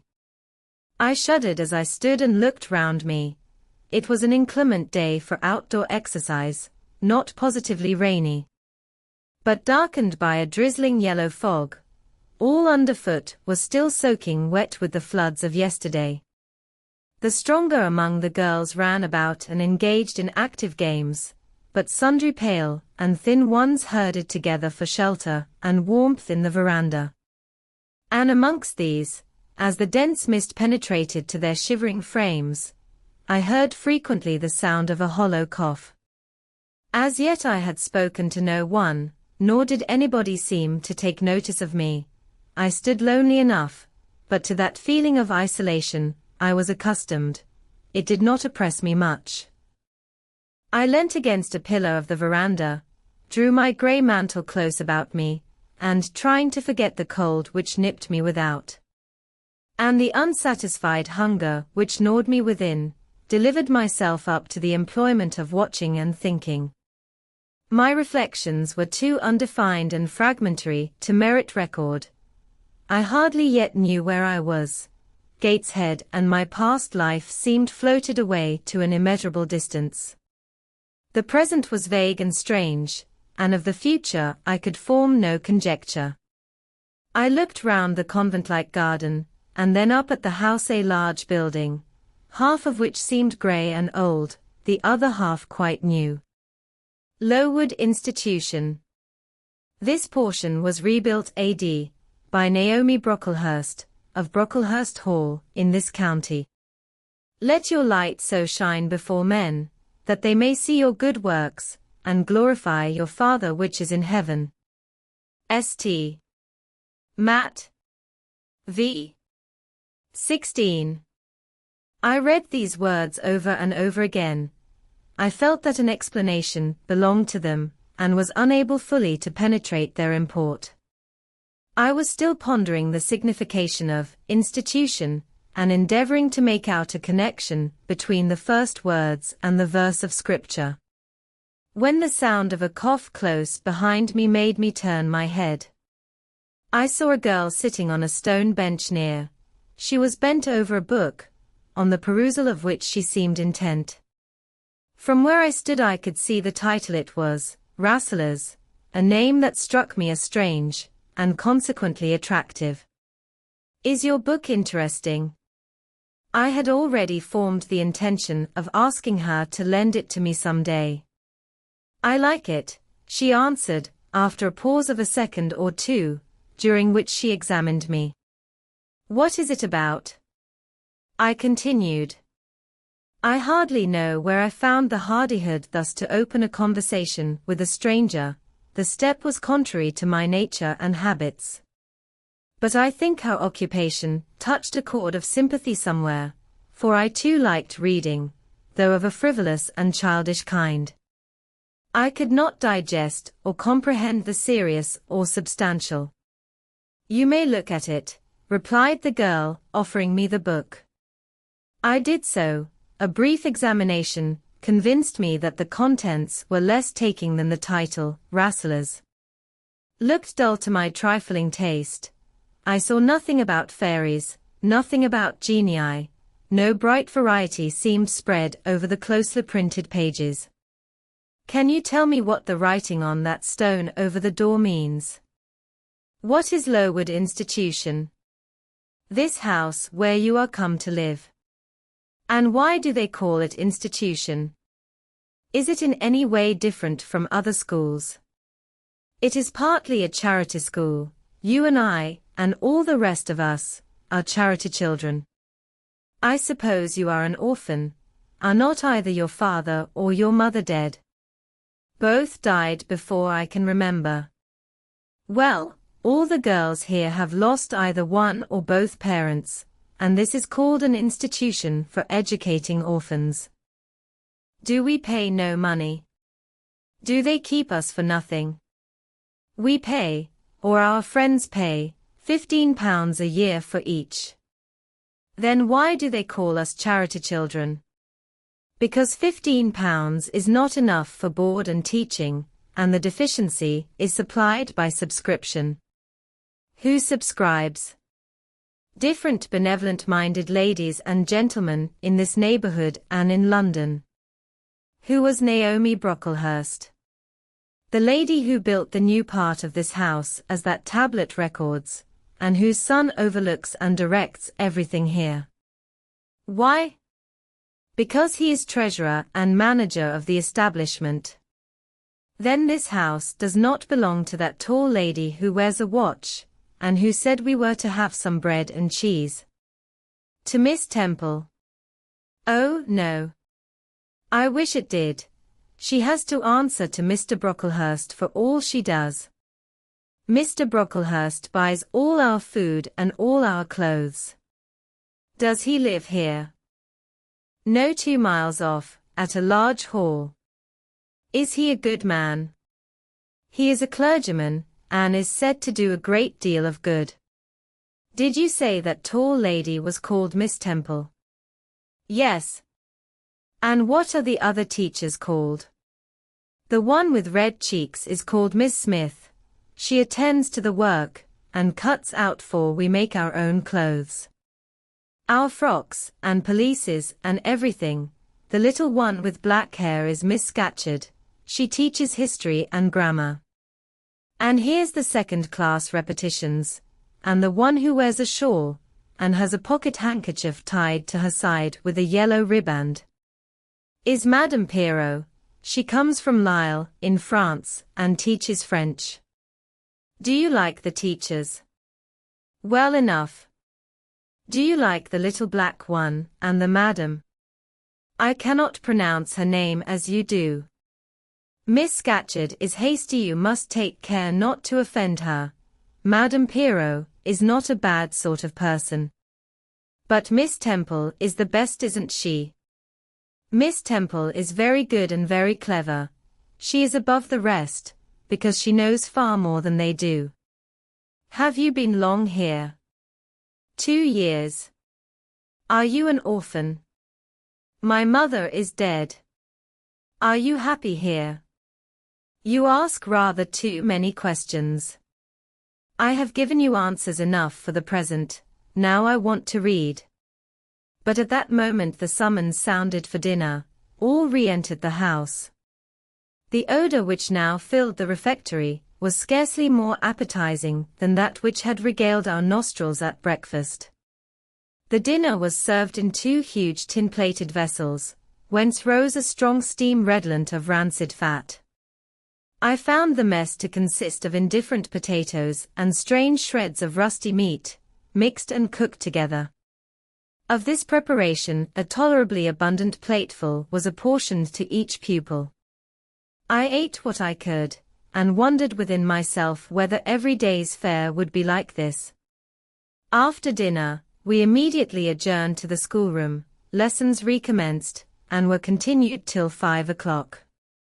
The only marked event of the afternoon was that I saw the girl with whom I had conversed in the veranda dismissed in disgrace by Miss Scatcherd from a history class, and sent to stand in the middle of the large schoolroom. The punishment seemed to me in a high degree ignominious, especially for so great a girl. She looked 13 or upwards. I expected she would show signs of great distress and shame, but to my surprise she neither wept nor blushed. Composed, though grave, she stood, the central mark of all eyes. How can she bear it so quietly, so firmly? I asked of myself. Were I in her place, it seems to me I should wish the earth to open and swallow me up. She looks as if she were thinking of something beyond her punishment, beyond her situation, of something not round her nor before her. I have heard of daydreams. Is she in a daydream now? Her eyes are fixed on the floor, but I am sure they do not see it. Her sight seems turned in, gone down into her heart. She is looking at what she can remember, I believe, not at what is really present. I wonder what sort of a girl she is, whether good or naughty. Soon after 5 p.m. we had another meal, consisting of a small mug of coffee, and half a slice of brown bread. I devoured my bread and drank my coffee with relish, but I should have been glad of as much more. I was still hungry. Half an hour's recreation succeeded, then study, then the glass of water and the piece of oat cake, prayers, and bed. Such was my first day at Lowood.